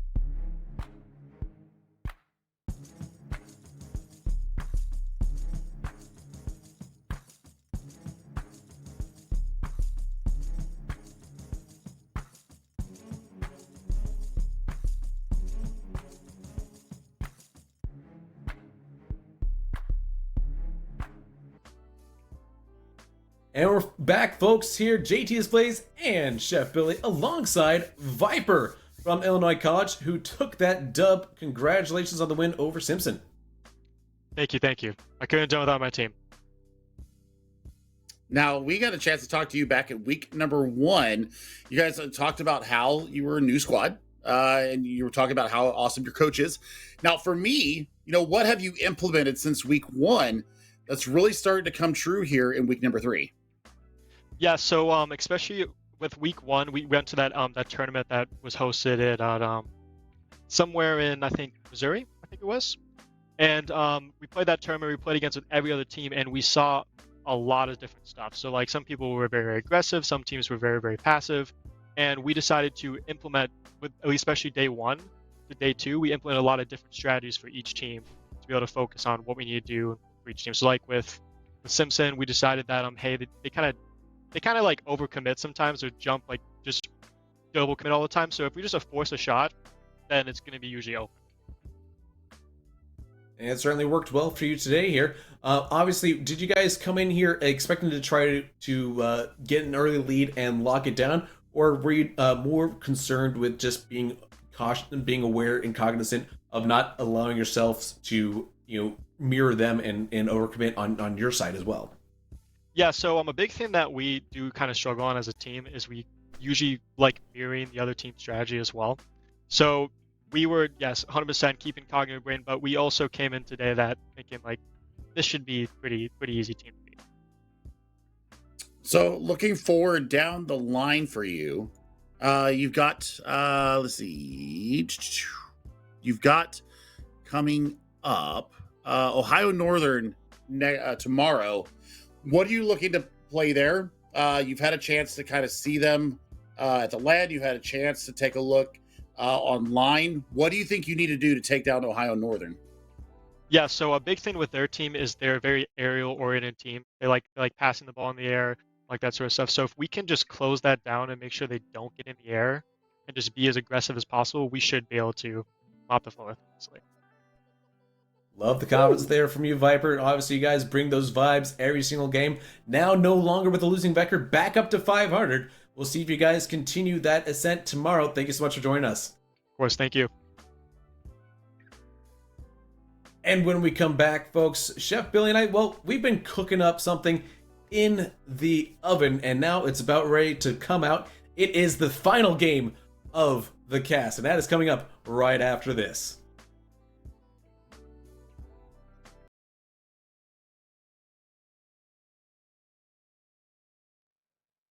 Howdy, everybody. We are here at the MEC Fall Championship, Westville, Indiana. It is Kendo Slice alongside Ferb, Smash representative for Miami University of Ohio. Now, Ferb, the question of the day throughout has been, what does esports mean to you?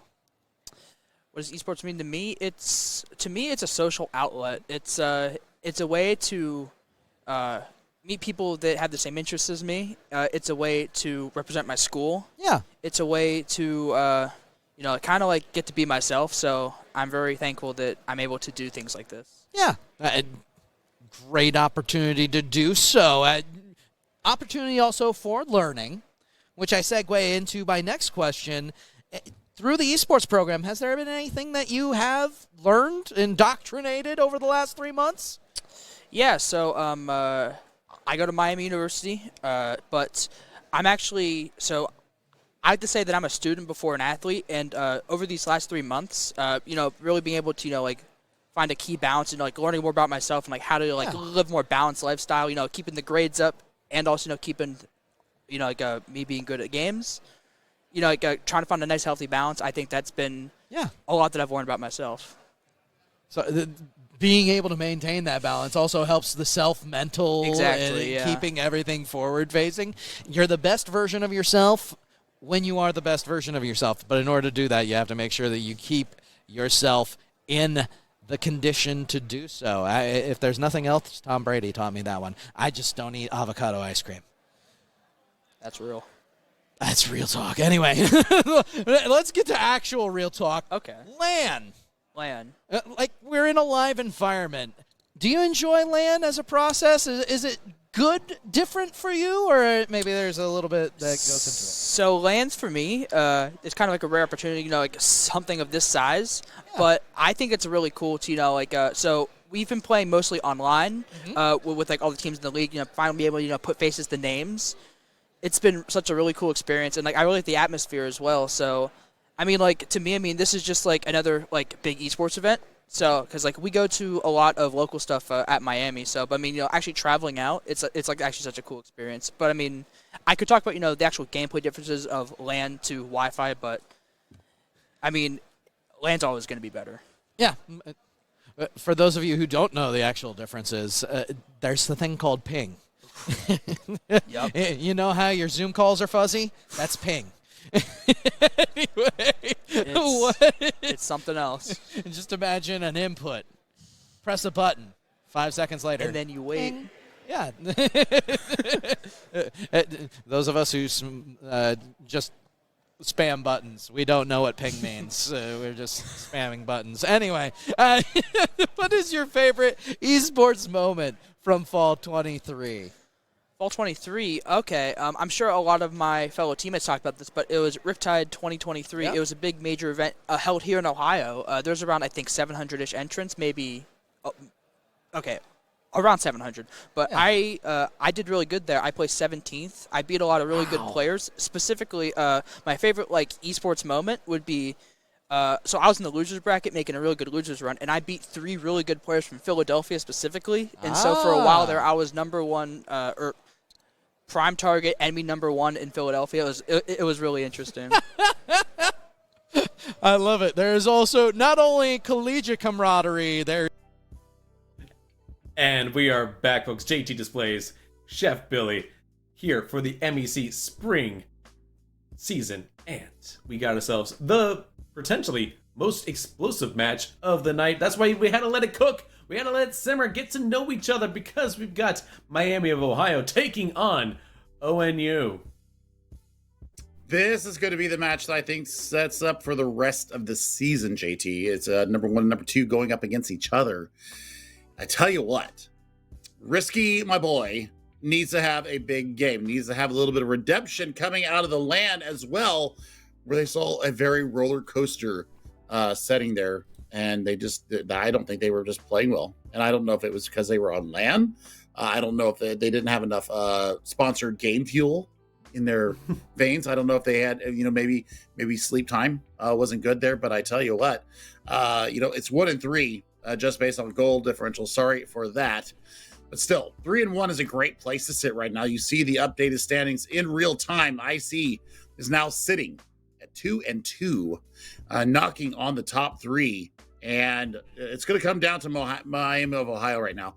I think that if they come out here and they establish themselves, I think this is going to be one hell of a series. Risky, Fyra, and OAM really have been the playmakers here for this Miami, Ohio University team. But Ohio Northern, in-state rival, Uncle STN, J-Rup, and Kip looking for a bit of an upset here, as nobody has been able to dent this Miami of Ohio team in the regular season.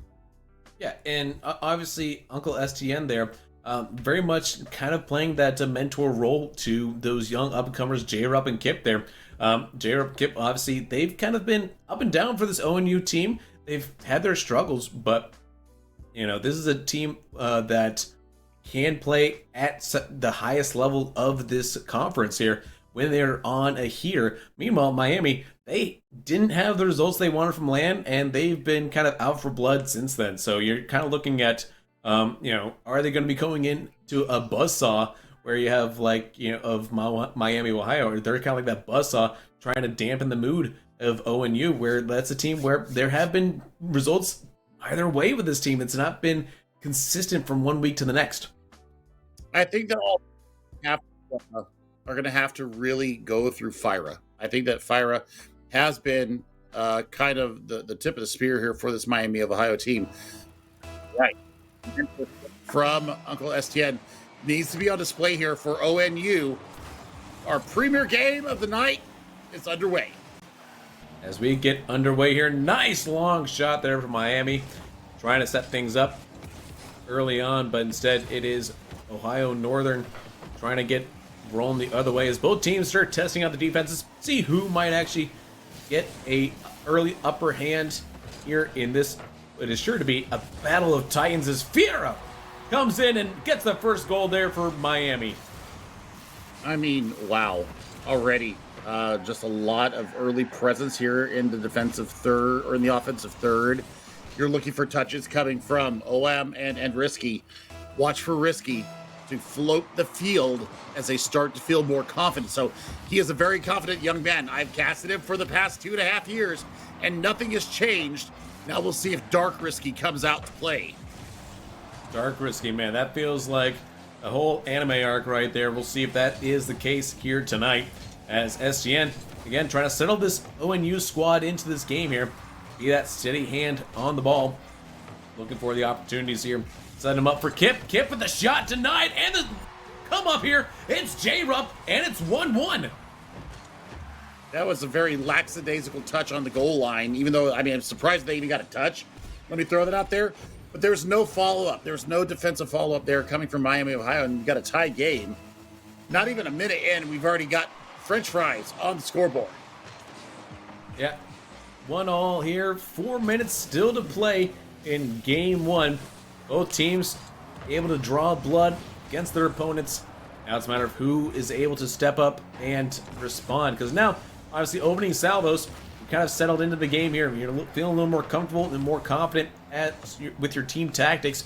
See it on ONU.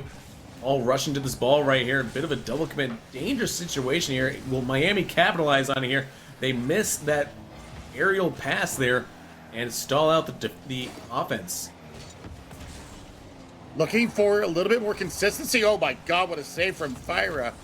Gets the save through, shot on goal. There's going to be about chance and Risky.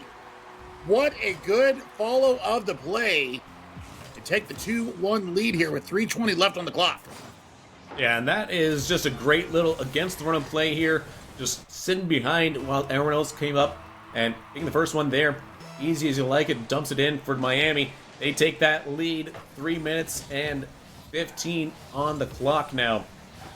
Yep, popping it up here for ONU, but Fiera's there to clear it out to Owam. But no, what a shot from STN. Fiera dropping in for the save here to keep the 1-goal lead alive for Miami. It is crazy coming through here, and there's a shot on goal. No joy. Near post shot gets turned away by the woodwork. Now Owam has been a very consistent second man here for Miami of Ohio all night, or all season long. Looking for more. Bit of a freeze here on my feet, but we'll see how they turn this around. A nice demo from Fiera to drop it in, but Owam able to cover it in, and Miami of Ohio makes it 3-1. What a touch off the backboard. What a demo there, and Owam's there to just go ahead and take care of said garbage. There's the 2-goal lead, 2:34, just about the halfway point, game number 1. We're going to see what Risky and company can get done here. I'm looking for more from Kip. We haven't really said their name very much here. We've seen STN show up a couple times. I want to see them play as a cohesive 3. Yeah, and it does feel like something where, again, we're through those interviews with STN, we know that those are 2 young players for ONU, and they've still got some years to season right now, but they have to figure out a way to try to get more involved with these passing plays against Miami. Now J-Rup trying to get these aerial plays, gets a demo on it as well, and I like the physicality. It's a good way to kind of compensate where, you know, Miami's able to get the ball first here. Those demos can absolutely disrupt a team like Miami. I also want to point out that that Fiera has made themselves Brazilian, and it's Fioracito. What a shot! The touch and the dagger. Look at this touch off the wall and the perfect follow. Yeah, look at this bump as well. Just pop it in there by Owam and Risky. Now it's 4-1 here, and Miami of Ohio just kind of adding fuel to that fire here in game 1. You love to see it. You absolutely love to see it. There will be no release of the throat here from Miami of Ohio. They're going to keep attacking until that period whistle sounds at the end. Now we're under 90 seconds. We're looking for Ohio Northern. They had an early goal. Now can they find a little bit more on the back end of it? Risky able to pop it up here towards the orange side of ONU. Nice little demo there, disruption from J-Rup. J-Rup can be disruptive. We love to see that from them. We just need more than just disruption, though, for ONU to get back into this one here. We need to see some goals being put in the back of the net, namely. I like that touch. Yes. Yes, you wanted more from J-Rup instead of disruption. Well, how about a goal, my friend? That little waterfall touch, though, is exactly what was needed. And they find the goal against the run of play. 1 minute exactly on the clock. Game number 1. Miami, Ohio still sitting on a tenuous 2-goal lead. I mean, yeah, that was a good goal right there. Couldn't place it much better. Now Owam's got 2 to beat. Not able to get that one. Risky. Able to be saved away this time. Now Kip finally able to grab that boost, clear it out. Looking for an opportunity here as J-Rup misses this. This is dangerous here. Fiera looking for those bump there, but instead STN able to get around it, able to touch the ball as well. Owam able to get in front of J-Rup there. Kip a little bit out of place there, but able to corral it enough. Get to midfield, at least temporarily. Great bit of a little bit of physicality there coming from Risky in the opponent's third. Doesn't allow them the easy clear. Now with 15 seconds on the clock, we're looking for last-second heroics coming through from Ohio Northern. Risky up high. Beautiful touch against the run of play. Yeah, final few seconds. Fiera is just going to aerial this down to the ground here And game one, once it hits, goes to Miami. Yeah, Fiorentina right now having a heck of a game. But this was a full three-man team coming from Miami of Ohio. I mean, look at that, 9 shots to 7. So not much in it there. But the real kind of kicker here is that, the mentor of this Ohio Northern team really was quiet for the majority of game number 1. You saw 2 goals come out from J-Rup. You see Kip there with 2 assists. I mean, they're playing well in tandem. Maybe Uncle needs to get a little bit more of their hand into the game to see if they can produce more goals. See, I actually like this from Uncle STN there, just being able to sit back this first game here, because it is one where you're going up against a bit of a juggernaut in the regular season here, currently undefeated. You want to make see what their best hand is playing at, and then trying to adapt, allow your younguns go up there, go get it, try to make some plays downfield. They didn't make it in game number 1 here, but it's still an opportunity. Granted, they did have 2 goals, but it's still an opportunity to maybe set something up to create a plan for the rest of the series moving forward. So possibly that was the tactic for game 1. It's like, hey, let's make something out of nothing here and see what creates pressure on the other side. Well, as we head into game number 2, Ohio Northern, we'll see what they build on. What lessons did they learn from game number 1, and what are they going to be able to apply here? Well, there you go. A little bit of give and go in what I said that Uncle needed to insert themselves into the game. How about an early assist? Yeah, and once again, it's J-Rup coming up big with another goal here for their team. So that is 3 goals for J-Rup in this series. Goose eggs for the rest of his team, but I'm sure they can figure that out as this series goes on. Now, we've seen this happen quite a bit here in the MEC, JT, where a team will take the first game and kind of let the other team dictate. And it's basically a fact-finding mission. And then they go forward with a game plan. And we've seen teams kind of turn it around here in game number 2. Let's see here with 2 of the top 3 teams here in the MEC how this is going to go down. That's a good shot from OM, forces a save out of J-Rup. I think that if they keep a player marked on J-Rup at all times, they might disrupt the flow of goals coming from Ohio Northern. Yeah, but right now, J-Rup flying free here, getting some good touches on the offensive side of the board. Uh-oh. STN misses this save, but Kip is able to corral it away in time as J-Rup also coming up clutch there to get that clear. Now Kip with the shot denied that time by OWAM as it was coming in at a tight angle, but fortunately for Miami, Ohio, they do not concede a second goal here in game 2. Boy, that had lots of venom on it too. I mean, there was some fire behind that shot. And now we're looking for the cross shot, looking for the far upper 90. Fiorentina, it's kind of been shut down here. Lots of physicality coming out from Ohio Northern. This is a different team than what we saw in game number 1. Oh my God, that's a dangerous ball. OM whiffs on it. That's going to be a goal. And J-Rup, once again, coming up big for ONU, whereas STN's been the main goal scorer in many series. Right now, it feels like, hey, sometimes you got to feed the hot hand. And that hot hand is causing some disruption on that scoreline. Well, we'll see now. Miami, Ohio. They're going to have to do their own fact-finding mission here and figure out how to break.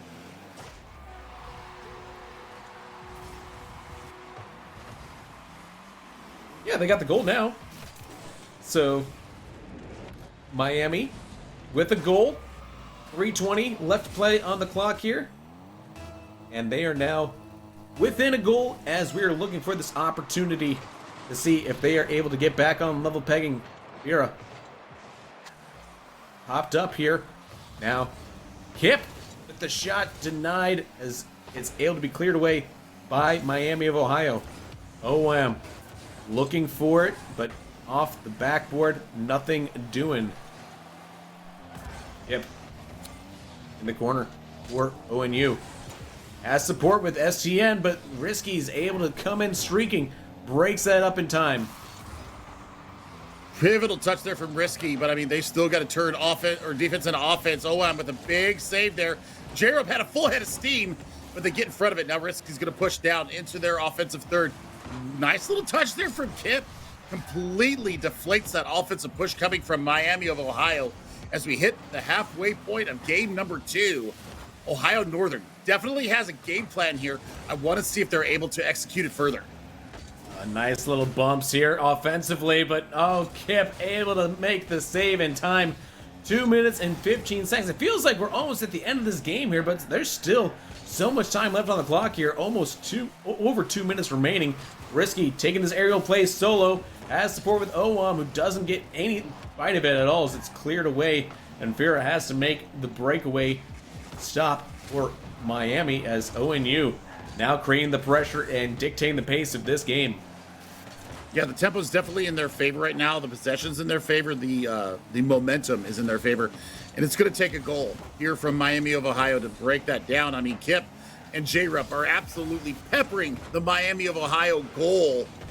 Man, it's got to be something from Fear. Fear's got to pick up something big here, and they just don't find the joy on the end of it. But sometimes if Fear's getting shut down, you forget about Owam, and Owam can absolutely have a few pop-off games, and I think that's what Miami might need here, is for Owam to kind of step up and be the one to take the majority of those shots. Owam likes that physical play here, but sometimes if you've got two teams that like to play physical, you get those physical players to become the playmakers, which is what Ohio Northern did with J-Rup. You're seeing the communication start to come through for Miami. You saw the kind of wave off you saw there that Owam says, you know what, I've got an angle on it, and Risky calls him off. So now, sub 60 seconds, 1 goal lead. Ohio Northern looking to solidify their lead. Miami of Ohio looking to equalize here. That's 45 seconds on the clock. That's a dangerous ball. Now they're going to push out of their defensive third. Firacino with a big push out. That's exactly what they needed to deflate the pressure. Yeah, nice. Oh, touch. Can STN get there? No, but J-Rup denied by Fira, which was necessary. Excuse me, risky there. Now Fira trying to maintain possession here, but gives it away to J-Rup. It's got the one to beat the backboard, the drop in, the goal from STN. Oh, that might be the dagger here in game number 2, 18 seconds left. The demolition on the goal line is what really got it done. My word, Ohio Northern, they got fire in their eyes. Fire in their eyes, ice in the veins. No matter what element they're part of here, they are absolutely getting a bit zen with it as a nice save to secure this lead in game 2. We'll take this series to a guaranteed game 4 as soon as that ball hits the ground. Well, we thought this was going to be the marquee matchup of the night, and we are not being disappointed here as Miami of Ohio gets shut down 3-1 by Ohio Northern. And we saw it from the beginning kickoff, the initial touch. Uncle STN was able to kind of feather over Owam and find a dashing J-Rup going down, and they found pay dirt there. So, I mean, the goal production here from J-Rup still on the up and up. I like the passes. I like the shots. I mean, Miami, Ohio just got completely shut down. No shots from Risky, only 1 from Owam and 3 from Firacino. So we'll see now how they're going to be able to push forward and break this lockdown that ONU have. Yeah, and again, I spoke on it in game 2. I really do think if Fira is struggling to score those goals, which we know they can be a dynamic playmaker, I think you need someone to step up. And while Risky, dynamic in their own right, I think it has to be Owam, just because it's a like-for-like matchup with J-Rup. Being able to be very physical, very demo-heavy in their play style, that can open up and just create those openings for yourselves rather than creating the openings for your teammates. Well, we'll see how they have problem solved in between the two games. Maybe the rest of the league has really started to sniff what this very young Miami of Ohio team is bringing to bear in the league. But I think you're right. I think that Owam has definitely got to step up and make their presence felt here in game number 3. Otherwise, it's going to be a same result once again. And now Fira trying to clear it out here, collecting that boost, huge. Skip's got 0, but still looking for a pass in to J-Rup maybe. As it's cleared away, J-Rup, dangerous gave away there, but Owam. The shot was there, but STN was there as well, so I like seeing that from Miami, Ohio. It's a little bit changed. Maybe they're listening. I don't know. I mean, I hope they're listening. Risky, you better be listening. I've been watching you for years. You should know I know what I'm talking about when it comes to this stuff, but... Risky, if you're listening, demo yourself right now. Oh my gosh. almost on cue there. I would have died if that was Risky. But seriously, nice little touch coming through. That might lay through. That's a dangerous ball. The shot, the goal. And Fira, the one that got demoed, comes back from that demo and is able to drop this in the back of the net here. STN's clear, well read that time by Fira, and Miami takes first blood in Game 3. Well, we've seen this story before. Now it's what's going to happen after the goal. Do we go into lockdown mode? Do we go into more aggressive mode? I would like to see the latter personally, because I think that's when Miami of Ohio is at their best, is when they are just playing free, they're playing fast, they're playing aggressive. So we'll see if this is actually going to be the case here. Dangerous ball once again, shot, equalized, J-Rup, who other? Yeah, nice little drop in here from J-Rup. Good aerial goal, beautifully done there. To get that assist from Kip as well. Huge, as it's 3.5 minutes remaining, and we are tied up. It's carte blanche. Well, we will see how this goes through. And I'm looking for Ohio Northern. I mean, they get the equalizer there. That's exactly what they needed to answer back. Now, can they continue this push through? And, well, maybe it's time to get a little bit more physical from this Miami of Ohio team. Well, we can only hope, as we love demos. At least I do. I don't know if you love demos, but I absolutely love a good demo play here. And we'll see as they're trying to defend this. Gets cleared away here, out back to midfield. Ohio Northern trying to turn this back into an attack. Well, that's exactly what they needed. I mean, just a wonky touch there from Fioresino. You can't do that. Not against a team like this Ohio Northern team. I mean, there's an initial save, but it's still the pressure that comes in from behind. And really knowing that you can crash the goal is what you need to see from this. Yeah, nice little goal that time here as Ohio Northern takes the lead here in Game 3. Trying to pop this up. Looking for an opportunity as J-Rup Kip came crashing in. There is an open net, but the touch from the teammate spoils the chance. And now Miami, can they turn that into an attack for themselves? Kip has been the unsung third man here for this Ohio Northern team. Watch them fly around the pitch, getting these touches, getting these little small bumps, and denying resources. That's a big reason of why Ohio Northern is doing so well right now. It is, and now you see J-Rup slower to the ball that time, but STN dropped it. No, Fiora makes the stop there, as that initial angle looked like it was more dangerous than it ultimately ended up being. Popping it up here. STN reads it though well and keeps it from being a shot that turns into a goal. Still with the lead though, ONU sitting pretty cool for now. The spark seems to have been extinguished here for Miami. I'm not sure what's going on, but it feels like they're just a step behind the run of play right now. I think that you got to start being riskier to not make fun of my friend's gamer tag, but still, I want to see them take some risks here and really push it forward. Yeah, as this one now looking for these opportunities. Miami, they need to find something. Are they able to find the back of the net? As this one's dangerous in front of their net. Well, 65 seconds left here. Game number 3. Somebody's going to go onto match point here. Is it going to be Miami of Ohio? That's a dangerous ball. What a touch there from Uncle, pushing it out of danger. Now the push is on. Yeah, can Kip drop it in here?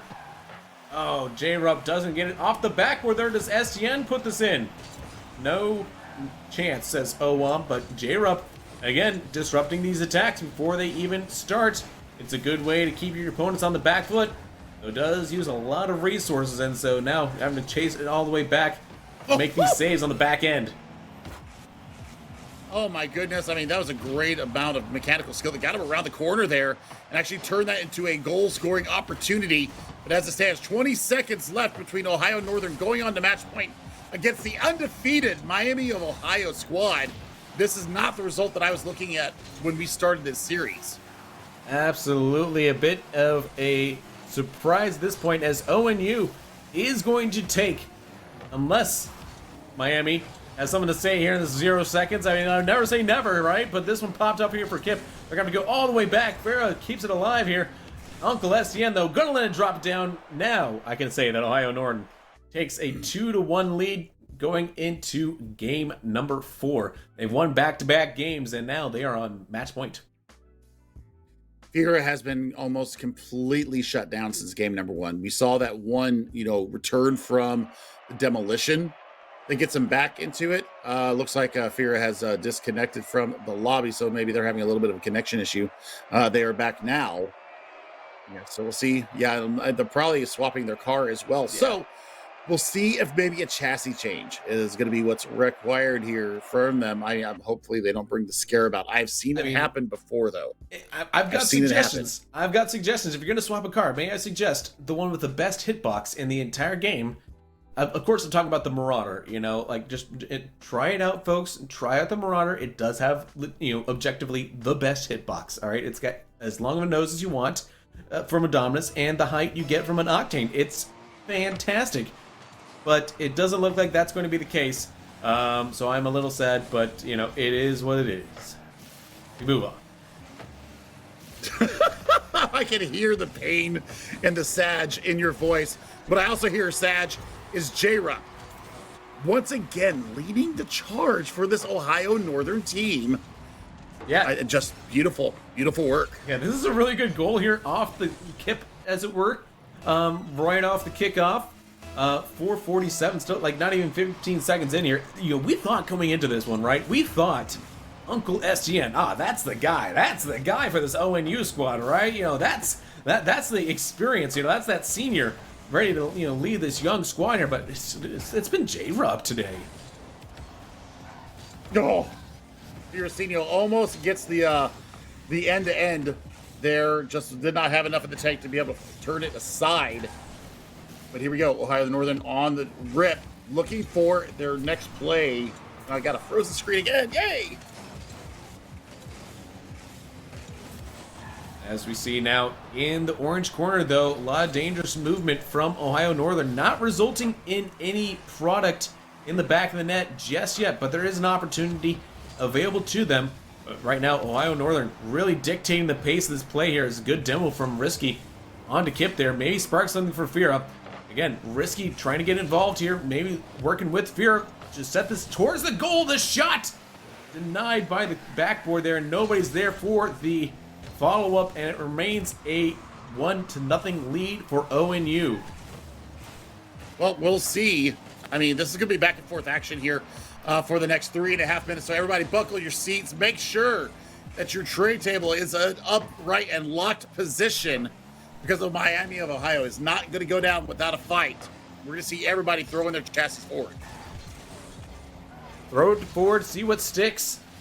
3:14, still some time left, but obviously nothing stuck against the defense of ONU in this series for Miami. I mean, granted, they took game number 1 here, but that feels so long ago in this series, right? Momentum can be such a funny thing, where something that was only 15 minutes in real life feels it was like ages ago in this series. I mean, does what happened at the LAN still weigh on their mind? That's the question that I have right now. What has happened in between the last time that I saw this Miami of Ohio team and today? Because this looks like two different teams. Like, that goal would have never been scored if this was the Miami of Ohio team that I saw before. Well, and again, I think that you go back to who they face between now and then, and that's that Cleveland State team. That Cleveland State team just kind of came in here, and we thought they were going to be a middle of the pack team there at the LAN, and they absolutely took Miami to the wire at LAN, and I think it may have kind of shaken a few things. I think it shook up a few things, in terms of their confidence in some ways there. But now certainly ONU, they didn't have necessarily the best results. In fact, I think they lost Miami almost every single time at the LAN there. But here they are online, and they are looking so much stronger than they were. So they've definitely leveled up since the LAN. I mean, they're definitely online here in this series as we have crossed over the halfway point. Game number 4, Miami of Ohio looking for some sign of life It has been almost 5 minutes since they have scored a goal. And we're looking now for J-Rup and Kip. They have linked up so many times today. The dynamic junior duo for this Ohio Northern squad. They're bringing the heat. Fiercino's got some space, got some room, got some boost. And risky shot. Errant and going wide for Owam. Owam looking for it here, but instead it is STN. who being the elder statesman, certainly I think it feels like the game plan right now has been, hey, just allow STN to just be that third man here and be the anchor defensively and stop those attacks from coming in here and causing issues. And I think that was the game plan for Ohio Northern. There's only one way to find out, and that's if we get the chance to interview them if they take the victory. But that's what I'm seeing right now, is that maybe that game plan didn't go off perfectly, but if they stuck to that same game plan here in games 2, 3, and now 4. Well, I also think that it's shut down Fira. Don't allow Fira to have any time, any space, any resources. There's a shot. Risky trying to find something, not doing there. I mean, the rotations are just too clean here from this ONU squad. And it seems like I said, I feel like they are just a step ahead of what Miami of Ohio is bringing in here. Look at that again. Just off the defensive line there. Uncle Stan knows where they need to go, and they get it done. Final 30 seconds.